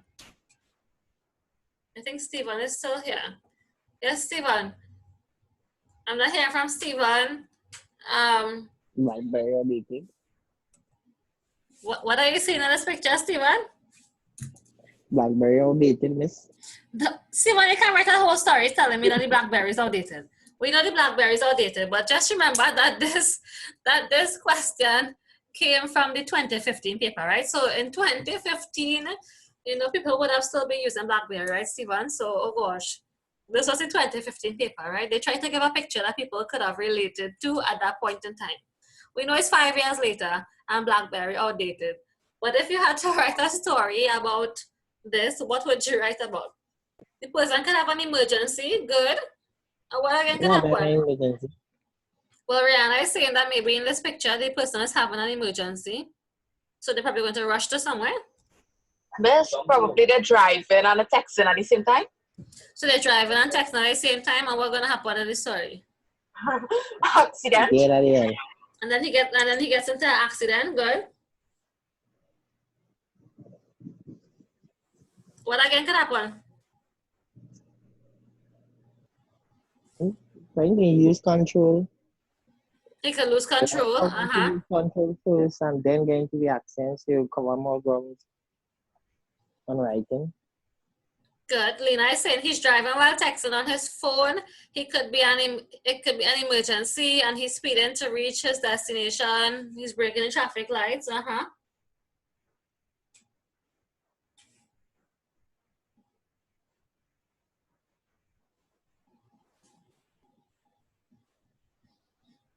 What again is happening in the story?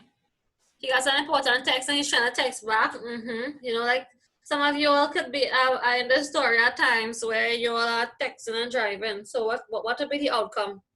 Or what is so important that you have to use your phone while you're driving? You see, probably calling while you texting while you use me. You see what I mean by you will always have to resort to some relationship.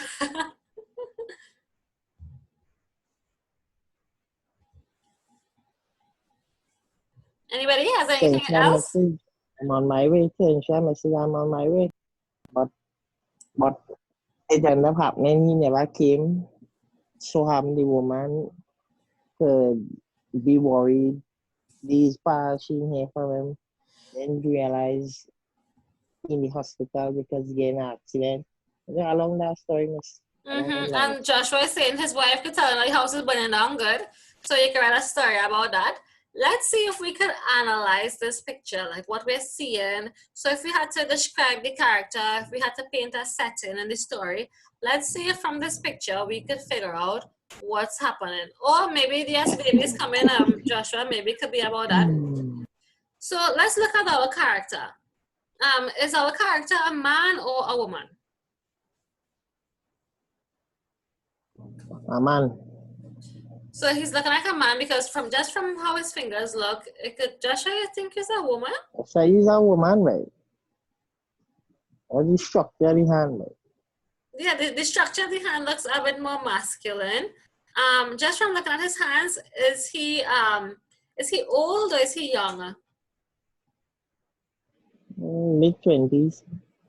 He could be in his 20s, yes. He looks a bit young. And what ethnicity you think he is?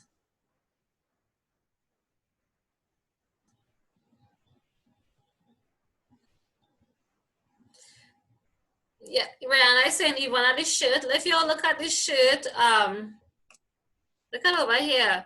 You know, this is usually how the man shirt would be. So we know that he's a male. Good. He is white because we can see just from looking at the picture that he's Caucasian. Good. So he's a white male. And he looks a bit young, right? So let's look at the car. Is the car moving or is the car stationary? You don't know because the gauge ain't working. You can't see the gauge. Right. So just the fact that we can't see the gauge, doesn't it tell us that maybe the car isn't moving? Well, it could be moving within, say, within 60 to 80 And even because the the gauge keys, only look at reading the up key, how the 100. key is positioned. Is this key turned or he was going to start the car probably? You can't start. So I think that the car has started Yes, and the it keys is. are turned. Good. Do we have an idea as to the time of day? If we had to create a setting, what time of day the story is taking place? 3 o'clock. Yeah, so when you look at the screen here, you're actually seeing a time. Light. You're actually seeing light in this. So you know it's during the day. So yes, even when you look at the dashboard and stuff, it looks a bit illuminated. So you are seeing light, and you could even see a time here. It looks like a bit after 3 o'clock. So we know that it's during the daytime. Good. And what is he doing on his phone? Trying to type in the password. Yeah, Enter because password. it actually says enter password, and he is trying to enter the password because we know the phone is locked because we're seeing the locked symbol here. So this could either be his phone, or as Joshua said, he probably could have stolen the phone, and he's trying to see if he could crack the code to enter into the phone. So your story, you could put any twist to your story. It could be his phone, or it could be that maybe he stole somebody's phone and he's trying to enter the password. And do y'all know what kind of vehicle this is? A Dodge. Yeah, so is this a van or a car? A car. Yeah, it looks as though he's driving a car, right? So we get an idea about the character. Even what is he dressed in? What is he wearing? We know that he's wearing a long sleeve shirt. Casual. He looks a bit casual, yeah, because doesn't it look a bit not like the formal shirts, because like when you look at here, it looks sort of like denim, sort of, or maybe like some sort of cotton shirt. So we know that this isn't usually like this soft, the soft shirt. Joshua is saying it's a left-hand drive in the car. Is this a left-hand drive car, Joshua? Isn't the steering wheel on the right-hand side?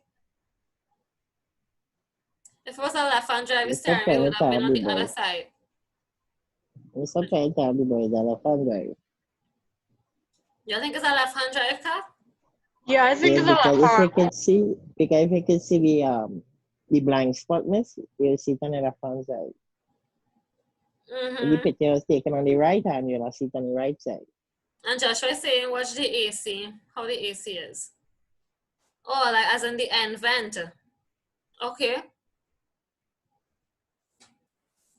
Okay, I understand what you're saying here, that it looks like it's close to the door on this side because of how this vent is, because the vent in the middle doesn't usually look like this. It And doesn't look as a he single holds the vent. phone with his right hand and his left hand on the steering wheel. So everything until his left is left hand drive. So it could be a left-hand drive. Good. So if you had to create a story for me, everybody would just go with the accident. I know Joshua said that maybe he could be, he could have received a message, he's rushing to the hospital, maybe he got a message from his wife saying that he's expecting a baby, maybe she's in labor or something. Yeah. So the wife could be in labor, he got the message, he has now left whatever he was doing, and he went to his car so that he could go to the hospital. And while you're twisting the story, it could be maybe he got into an accident on the way to the hospital, and it so happened that the ambulance carried him to the hospital that his wife was in. Or Joshua said that maybe he's a thief and he stole the phone. Maybe he's trying to crack some code. He's trying to go somewhere. He could be a burglar. Or maybe he could have stolen the car as well. He stole the car, and when he opened the car, he got the phone as well. Good. What again we could write about? I'm actually A what? going by somebody. I'm actually going by somebody because if he trying to open his phone, if his wife in labor, she wouldn't text him, she would call. Well, the wife probably wouldn't even be messaging. It'll be somebody else, you know. It'll probably be like a family One of his member friends. contacting him. อือฮึลองเซิร์ชมัน Oh yeah, if she have no money on the phone, maybe she could send a call me request or something. Or a message. But usually someone's in labor, they wouldn't usually be the person to do the contacting. It would be like a family member calling on behalf of the person because of the state that the person is in. So do This you? you could Mm-hmm. you could add both stories together. Like his wife is in the hospital and he stole the car. Yeah, and he stole the car to rush to go see the wife because maybe he didn't have a vehicle or something at the point Yeah. in time. So it can make your story a bit exciting. So my challenge for you all is that I want you all to, I'm literally giving you all 5 minutes to write the opening of the story for me, which is your first paragraph. Opening. Oh my god. I did What? teach you all just now 9 different ways to write your story, to start your story. So you're going to pick one of those 9 ways and you're going to write the first few lines of your story for me.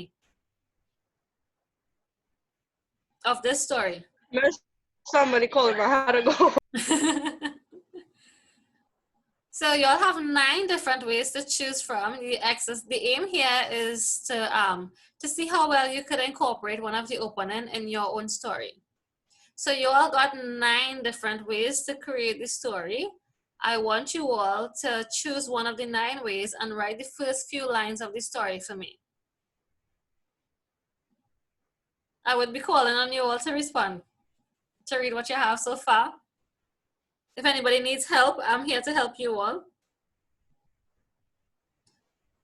So you're choosing one of the 9 ways and you are writing the opening of the story. Just the first few lines. To see if you all could incorporate one of the technique. So it had you could begin with dialogue, you could begin with a proverb, a startling fact, you could start with the question, you could start with the description, you could start with the conclusion and flashback. You could start with the outcome and flashback. Joshua, you could actually type your first few lines for me. That's not a problem. You could type your first few lines for me. And I'll read it for everyone.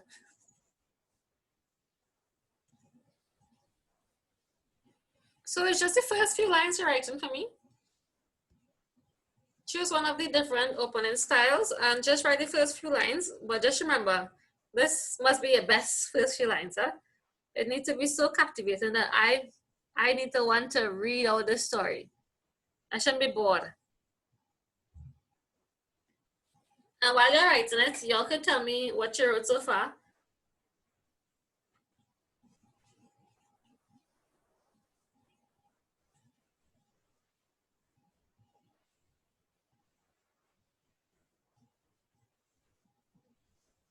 So Nirvana is beginning with the questions. Have you ever been in a rush to save your wife and you had to steal a car? So I prefer that after wife, Nirvana, you take off this question mark.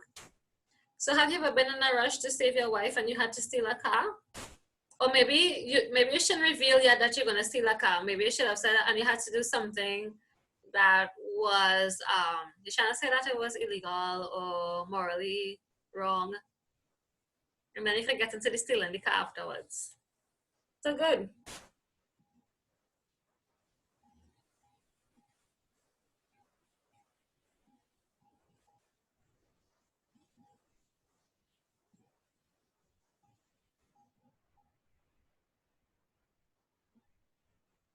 Anybody else?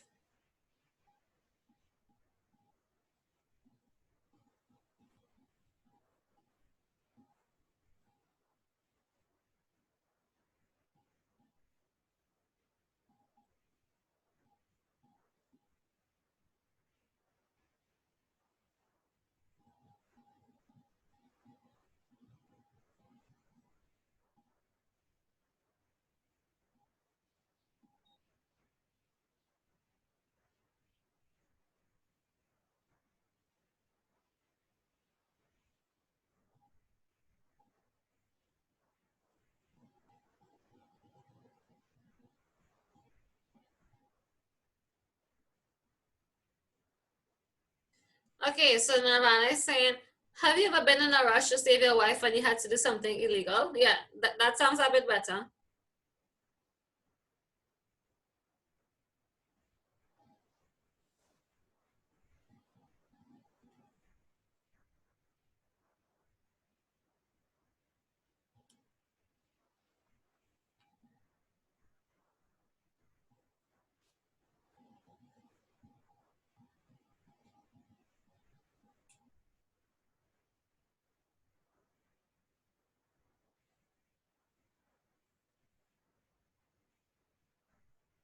Yeah, the question is a really good one, and I think you have the idea of it, Nirvana, because the question really helps in just getting the reader intrigued and knowing what just building that mystery so that the reader will want to know more, because we will want to know, of course, Nirvana, what you did to steal the car.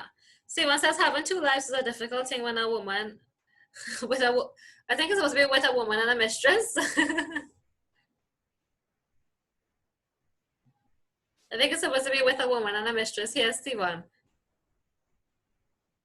So I guess you're using the startling fact.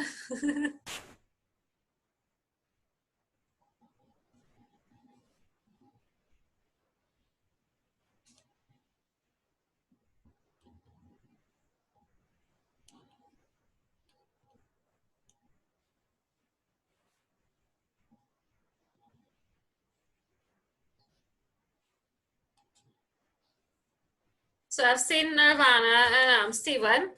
Anybody else? What do you all have so far? You could either type it or you could unmute your mic and tell me what you have so far. If you're getting through, if you need assistance.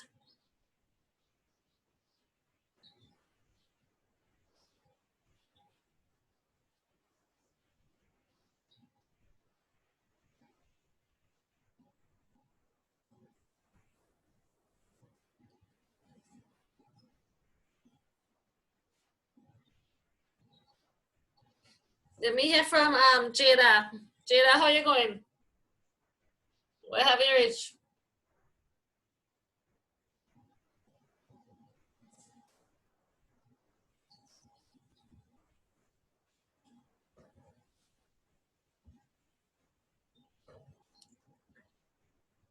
So Jada says, why today? Today of all days. This was so unexpected. How can I go on without him in my life? You're probably wondering what I'm going on about. Well, let's start over. Oh, that sounds good, because we really want to know what's going to happen here. Because I don't know, maybe something is going to happen to him. And well, the unexpected part sounds good. Good, Jada. Sushmita, where have you reached?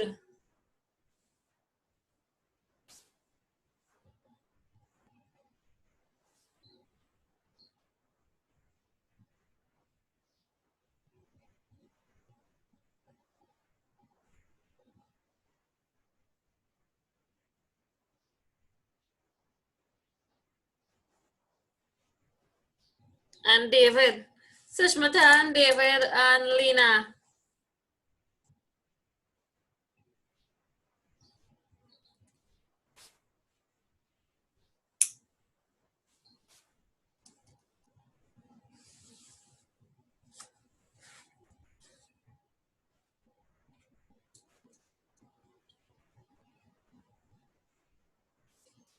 So, Matt, where are you? Nirvana, your inverted commas should have started from before Matt. So, Matt, where are you? My child is home alone and she's crying. Can you hurry? So, where are you going with this, Nirvana? What's going to happen in the story? David, oh my gosh.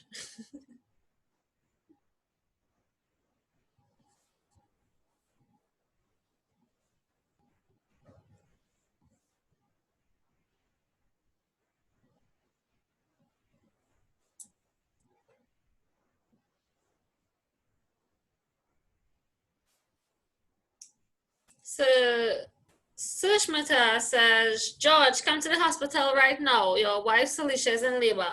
So put the inverted commas before George, because George is part of it.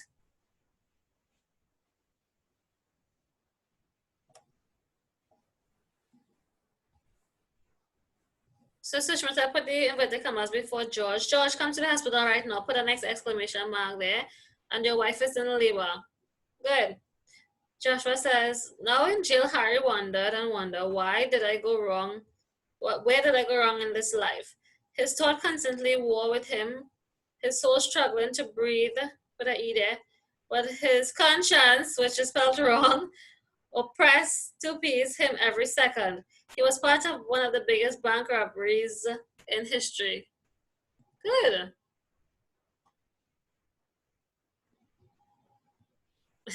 Yes, Joshua, we excuse the spelling. But your story sounds very interesting. It sounds exciting. And where is Lena?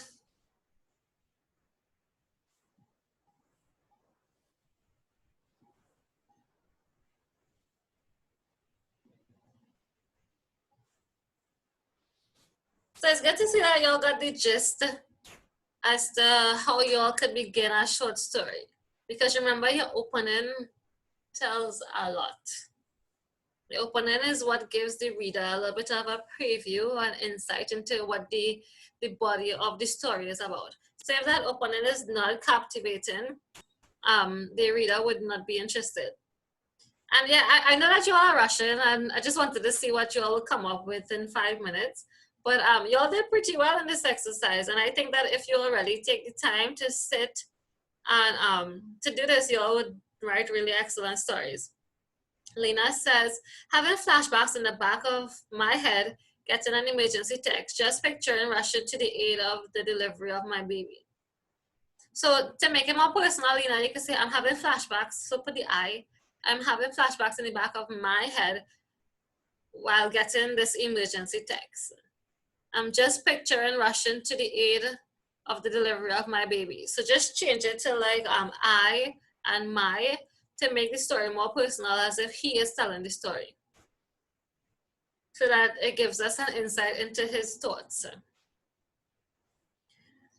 Good, so y'all could create your own story based on this picture here, right? Y'all did really well, actually. I'm contented. So the second exercise is that, yeah, this J story is really exciting. Well, the full marks would be how well you write it, Joshua. Even Nirvana, everyone's story started really captivating. So the execution now would say if you all will get full marks and stuff, like the vocabulary you use and the words that you use. This next exercise is a January 2013 question 4. It says, write a story based on the picture below. So this is the picture.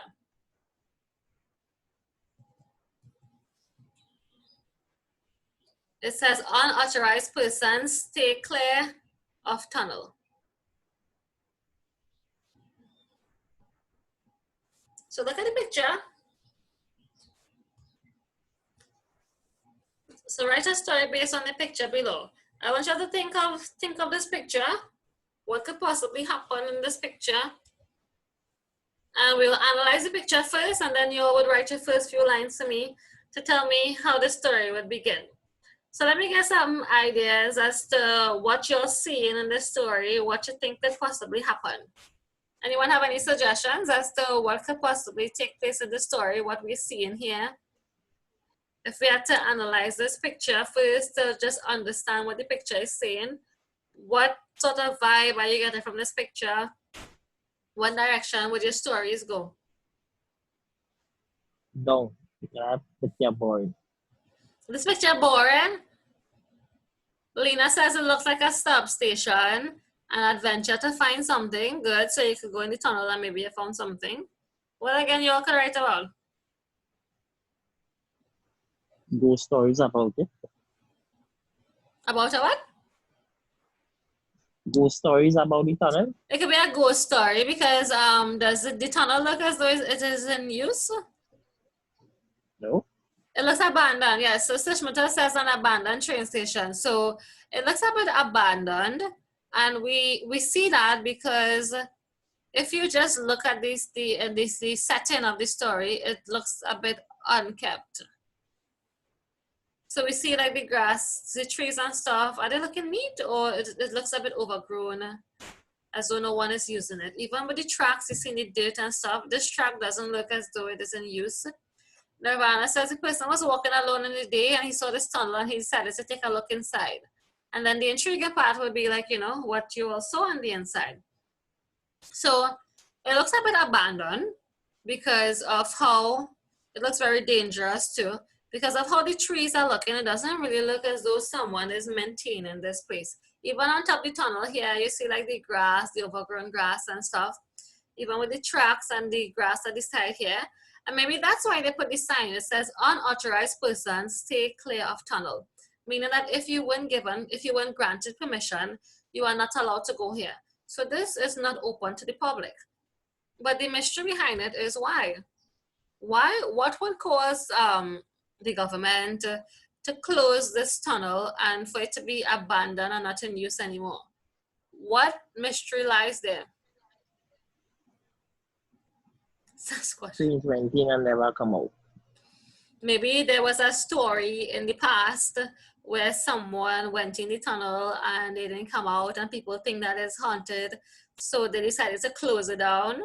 And now they're warning people not to enter into this tunnel because you don't know what could happen to you when you go there. Maybe people are afraid because of the superstition that exists there. Some sort of ghost story. You could even put it fictional. Dracula could live inside there. So we don't know what is taking place in the story. Maybe something, they could be covering something. They're probably solely trains. That's why they no longer have the railway system. Oh, David said that maybe someone went in there and committed suicide and the tunnel is now haunted. Yeah. So it could be that, you know, there's some superstition that exists in this story.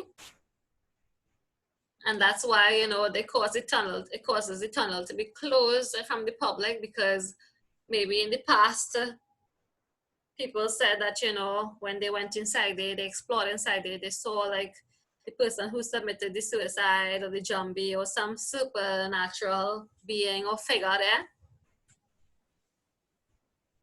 So, and I even had one student tell me that, you know, maybe they closed off the tunnel because there was a time that someone entered the tunnel and didn't come back out.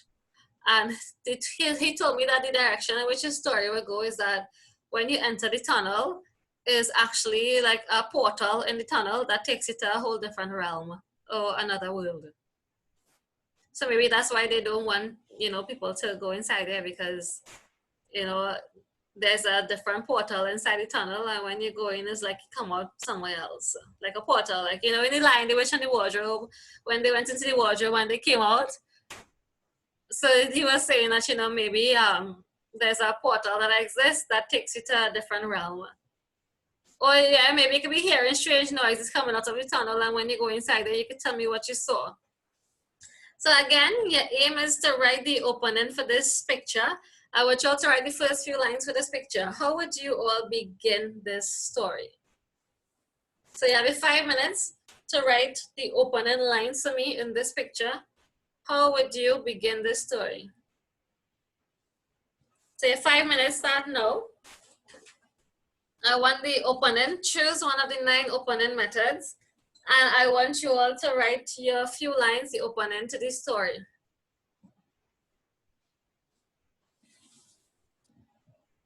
So just pick one of the openings and create that captivating opening of this story for me. And then I would ask you all to share with the class what you all came up with.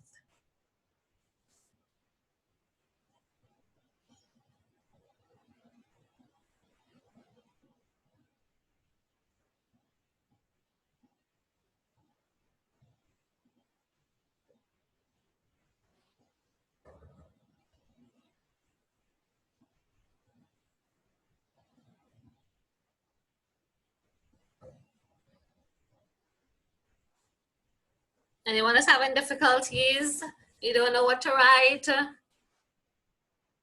Anybody's really excited and they can't wait to share with the class?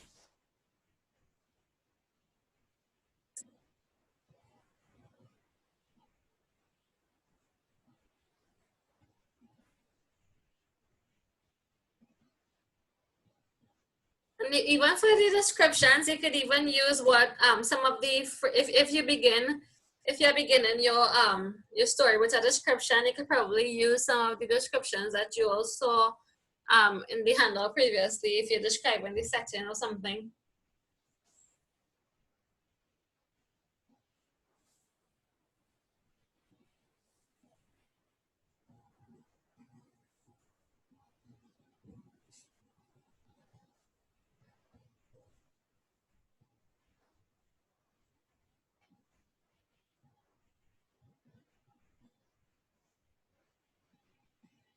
Ever wonder what it's like to actually be the one to tell a ghost story?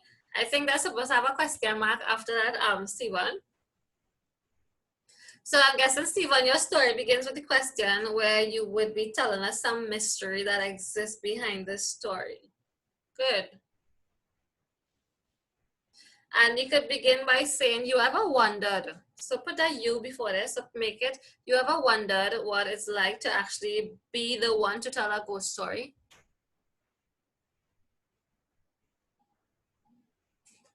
Or have you ever seen this tunnel in the woods that when you walk through it, you can lose your memory?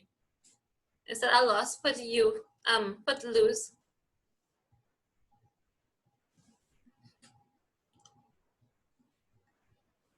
But Nirvana, I feel like you can make that opening a bit more scary. David says, while John was venturing around the forest, he came upon the tunnel that had a sign in front of it. Full stop. While approaching the tunnel, he heard a loud scream coming from inside it. The scream echoed in his head for a couple of minutes, only to see someone with a black mask staring at him. Good, David. I want you to describe more of the outside of the tunnel for me before you actually reach to what you saw. So try to paint the setting, because remember in the plot, the first stage that you write about is the exposition, where you describe the setting. So try and describe the outside of the tunnel first to really build up the suspense, and then say that, you know, after you investigated or you approached the tunnel, then you saw that figure. Lena says, have you ever heard of an abandoned train station where a 500-year-old vampire lives there? Good, Lena. Or maybe, I think that maybe you can make it a bit mysterious and say, and just talk about like have you ever heard about the mysterious abandoned train station where a 500-year-old vampire inhabits and consumes humans or something? Try to make it a bit more intriguing, Lena.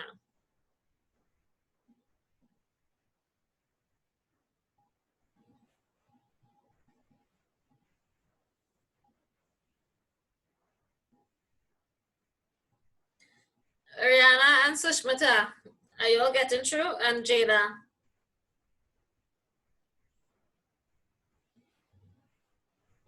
So just remember, the first stage in the plot, the exposition, is basically where you introduce the characters and you describe the setting as well. So be sure that when you are beginning your story, that you do captivate that in the first paragraph, which is the introduction. Miss trying. Okay.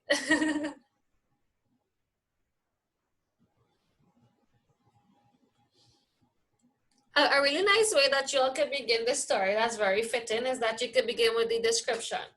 So maybe you could say it was, and then you could actually start describing. So that maybe you could just begin with descriptions alone, and then at the end of the first paragraph or at the end of that, then you reveal that your description is really a tunnel you're describing.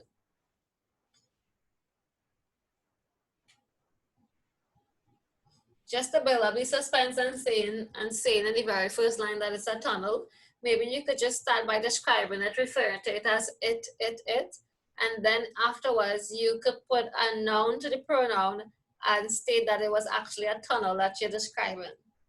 So just to build up the suspense and the mystery, you could start by describing the outside of the tunnel without using the word tunnel and saying what it is as yet. Don't reveal the item that you are describing. Just describe, and then you could reveal what it is you are describing.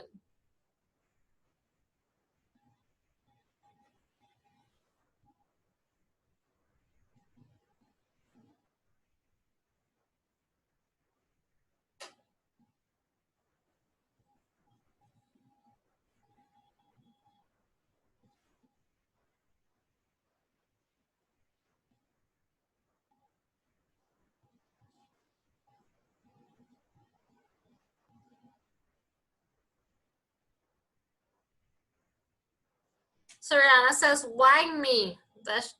Put a question mark after that. So why me? I never thought I would have found her hanging from that abandoned train station. Oh my gosh. So we get We are very intrigued there, Rihanna, because we want to know what happened that you found this person hanging from the train station. Joshua says Damien approached the tunnel scared but determined, sweat running down his cheek and forehead like he was dashed with a bucket of water. Hearing the strange cries and howls, he was not about to leave a friend behind. So something is happening to the friend in the story here.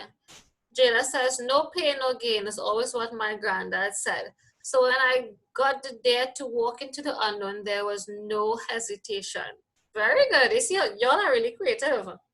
You already know how to begin a story. I'd like to see how y'all continue these stories as well.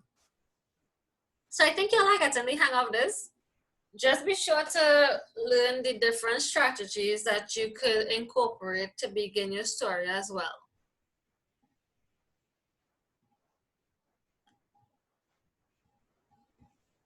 So moving away from this handout, I do want you all to spend more time reading over this handout and like the different phrases and sentences that are included there for you to mention in your descriptions.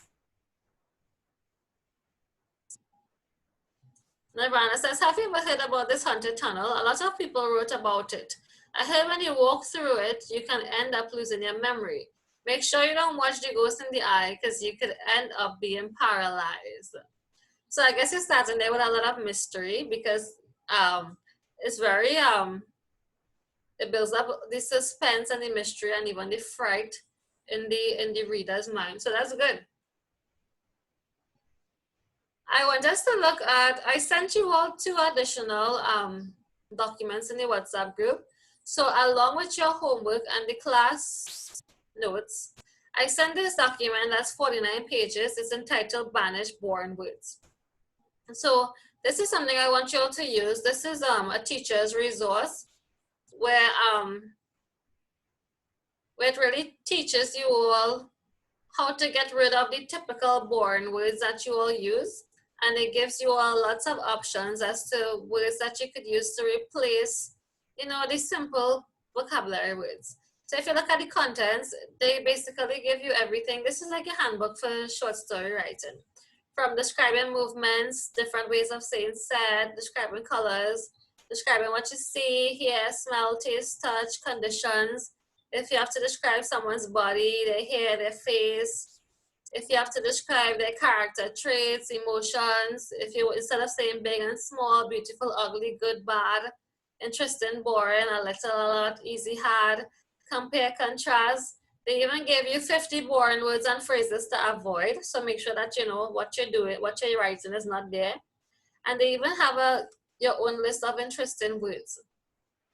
So let me just briefly show you all how this document is. It's very helpful. This is like a handbook for writing. So from different transitions that could be used in argumentative essays, even in the short stories, your letter and stuff, there are a list of transitions for the beginning, the middle, the end. Even if you're describing characters and so on. So they have, if you're describing movements, so instead of saying something was moving fast or slow, you see how many options you have?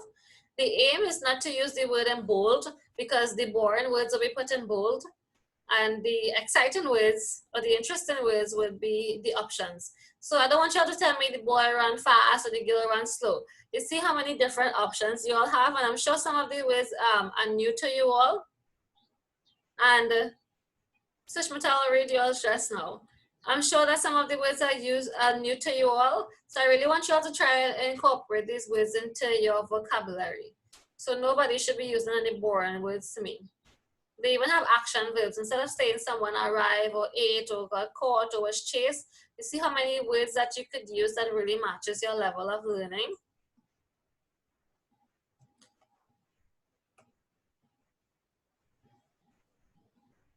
And there are so many action verbs.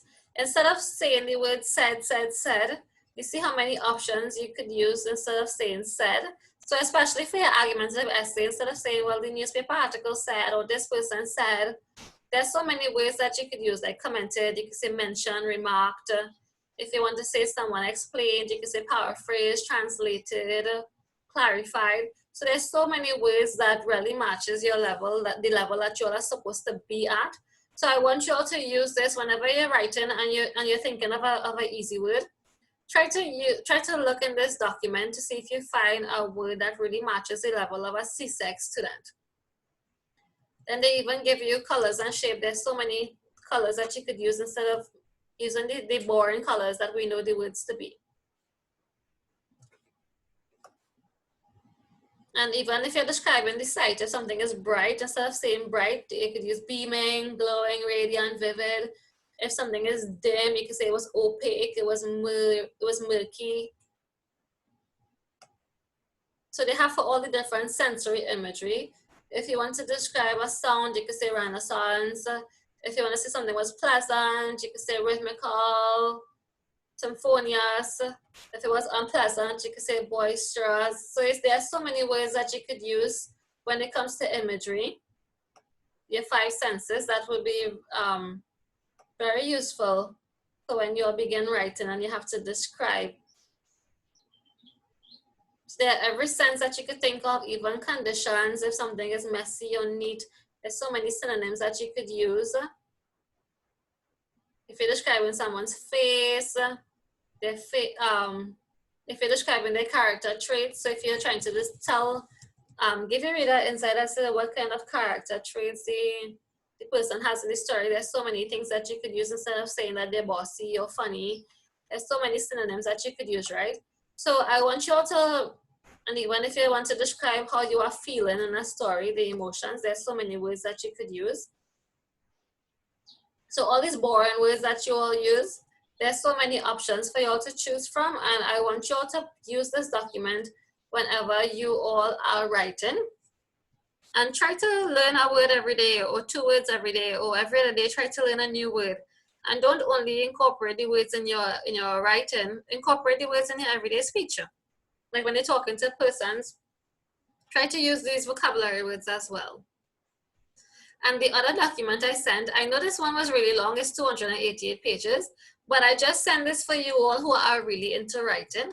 And if you all really, maybe some of you all want to be writers in the future, I thought that this document was really useful, because what this document does is that it has some popular writers, like the best popular writers who write excellent short stories, and they even teach you how to write like them. So it's entitled Writing Like the Masters. So like for those of you who really want to become writers, or you really want to practice your writing skills, is a book that actually teaches you how to reach that level of writing. So I just thought that it was useful for me to share this with you all. So maybe you all have read something from one of these writers before, and you really like their style of writing. So this document, it covers different writers, and it teaches you how to write like them. So like Charles Dickens, I'm sure you all probably read something from Charles Dickens before, or even something from William Faulkner or D.H. Lawrence. So these are all popular writers, and in each chapter it teaches you how to write like them, or even Stephen King, if you want to learn to write like Stephen King. So let's go to the Stephen King one.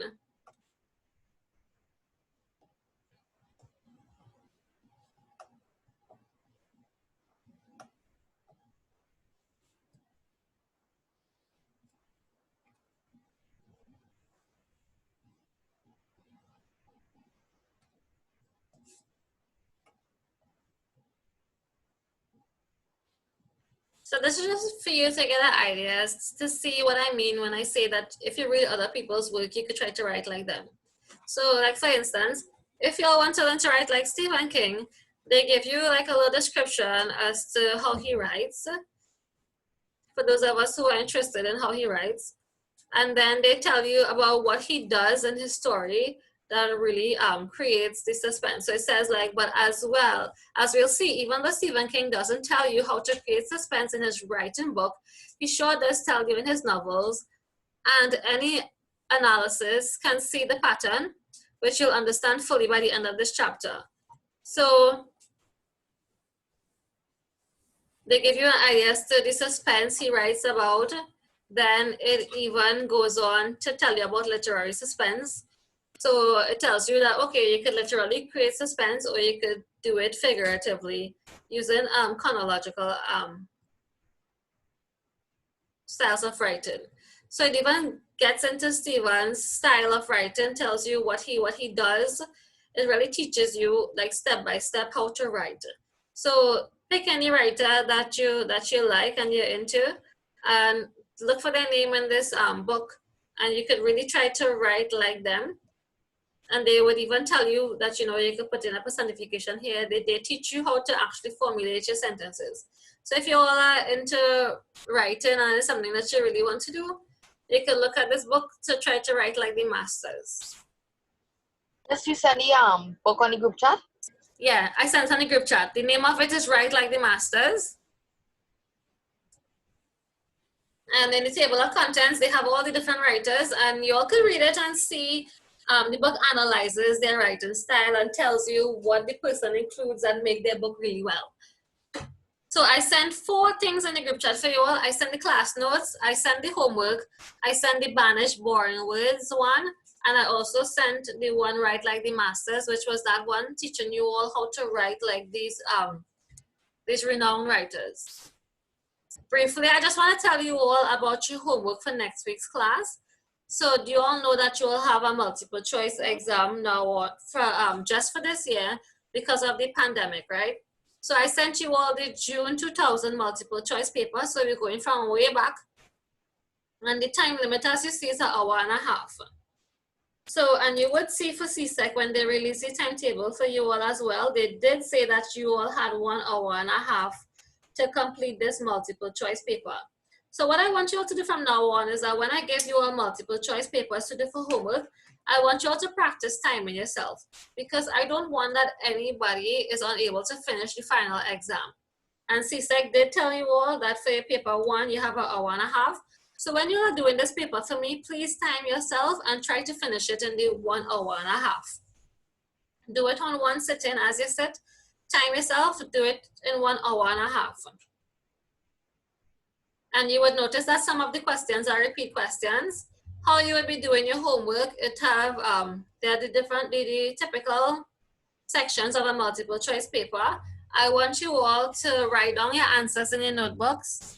And how we will be correcting this homework is that I will be correcting this in class next week, Saturday. So I don't want you all to email me your answers for the multiple choice, just as how we would have done it in class, where I go through each question and explain and you all give me your answers. We will be doing that as well during our session. So I'll be dedicating the last hour of class for correcting homework, just like how we would do it in class. So from now on, when I give you a multiple choice papers to do for homework, I want you all to write down your answers in your English books. Make sure and note the year of the past paper as well, just for when you're revising. And you all are not going to email me the answers. You would be keeping your answers and we will correct the paper together in class so that everyone gets the answers at the same time and that everyone will be able to ask their questions if they didn't understand something, if they need something explained.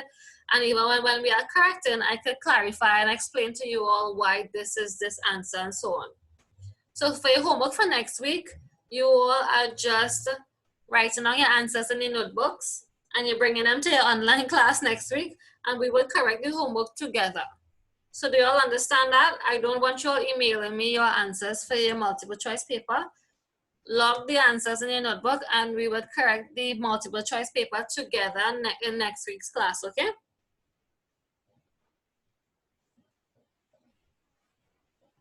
Good.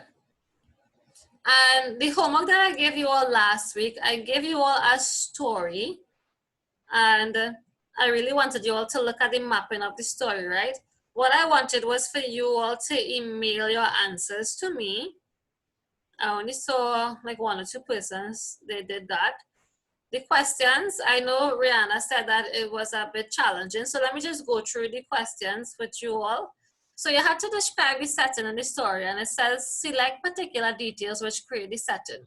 So for this response, what I wanted you all to do is that for setting, I wanted you all to tell me what time of day you think the story is taking place. Remember, setting has to deals with time and place. So time being the time of day, time could also be historical time if the story is set in the past, the present, the future, and time could even be the time of the year, like if you think it's in the summer, it's in the winter, And place could be, where is the story taking place? Is it taking place in a house, in a yard? Is the story set in space, on earth, in the sea? So for this response, I wanted you all to tell me the setting, so the place and the time your story is taking place. Number 2 says, describe the atmosphere at the beginning of the story. So your atmosphere, you would get your atmosphere from reading what the setting is like. So for example, if the setting is one where they are describing dark clouds, it's very cold, it's very lonely, then the atmosphere could probably be like a frightening one because of the description that is presented with regards to the place and the time. So your atmosphere, you will get that answer from your setting.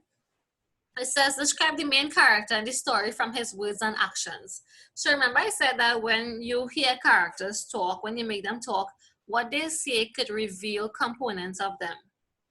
So if your character uses, if your character is screaming a lot, if your character uses a lot of words where they are attacking other people, maybe we can get the idea that, you know, maybe the character is a bully, the character is mean, the character is unhappy, and even the actions of the story.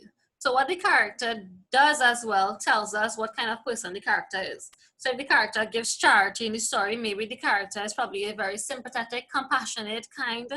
So when you're describing the character, use what the character says and the actions of the story to formulate what kind of person you think the character is. Number 4 says, how does the dialogue advance the action in the story?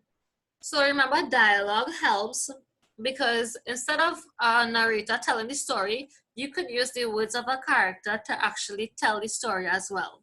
So that's how the dialogue could be used there. And your handout from last week's class would have been very helpful with you all responding to these questions. Number 5 says, trace the main events in the story. So, comics in the exam, I don't think so they would do that. Number 5 says, trace the main events in the story. The events in the story, when we covered plot, you would have known that plot has the events in the story. When I say trace the main events in the story, this question means the elements of the plot. So the exposition, the rise in action, the climax, the fall in action, and the resolution. So you would tell me what was the exposition like, the rise in action, what was the climax of the story, and so on. Number 6 says, show how the tension and suspense develop gradually in the complication of the story, which means to show what the writer does in terms of the rise in action before he reaches the climax. Number 7 says, what do you think happens at the end of the story? So I want you all to tell me, based on the resolution, if you think the problem was solved, if it wasn't solved, or what you think the writer was pointing at, because I'm sure it wasn't directly stated. And number 8 says, what features of the story make it interesting and enjoyable? So features of the story has to do with the elements of the story. So what elements of the story to you made the story interesting and enjoyable? So these were the questions that you all were supposed to discuss with regards to your homework. And the answers to the questions are right in the story above. They did map out the story for you all. And I want you all to type up your responses and email it to me so that I could correct it. Well, this was your homework that was due for today's class, right? And your homework for next week's class is that you have this multiple choice paper to do, the June 2000 paper. You are recording the answers in your notebooks, and we will be correcting the paper together in class next week, so you don't have to email the answers to this. Do you all have any questions before we end today's class?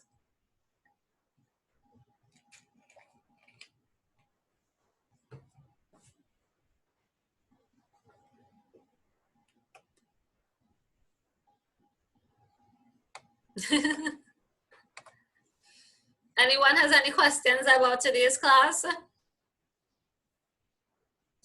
Just remember that if you all do have any questions, like if you all experience difficulties in answering questions for your homework, you could be sure to email or WhatsApp for details. Let me just send the email address again.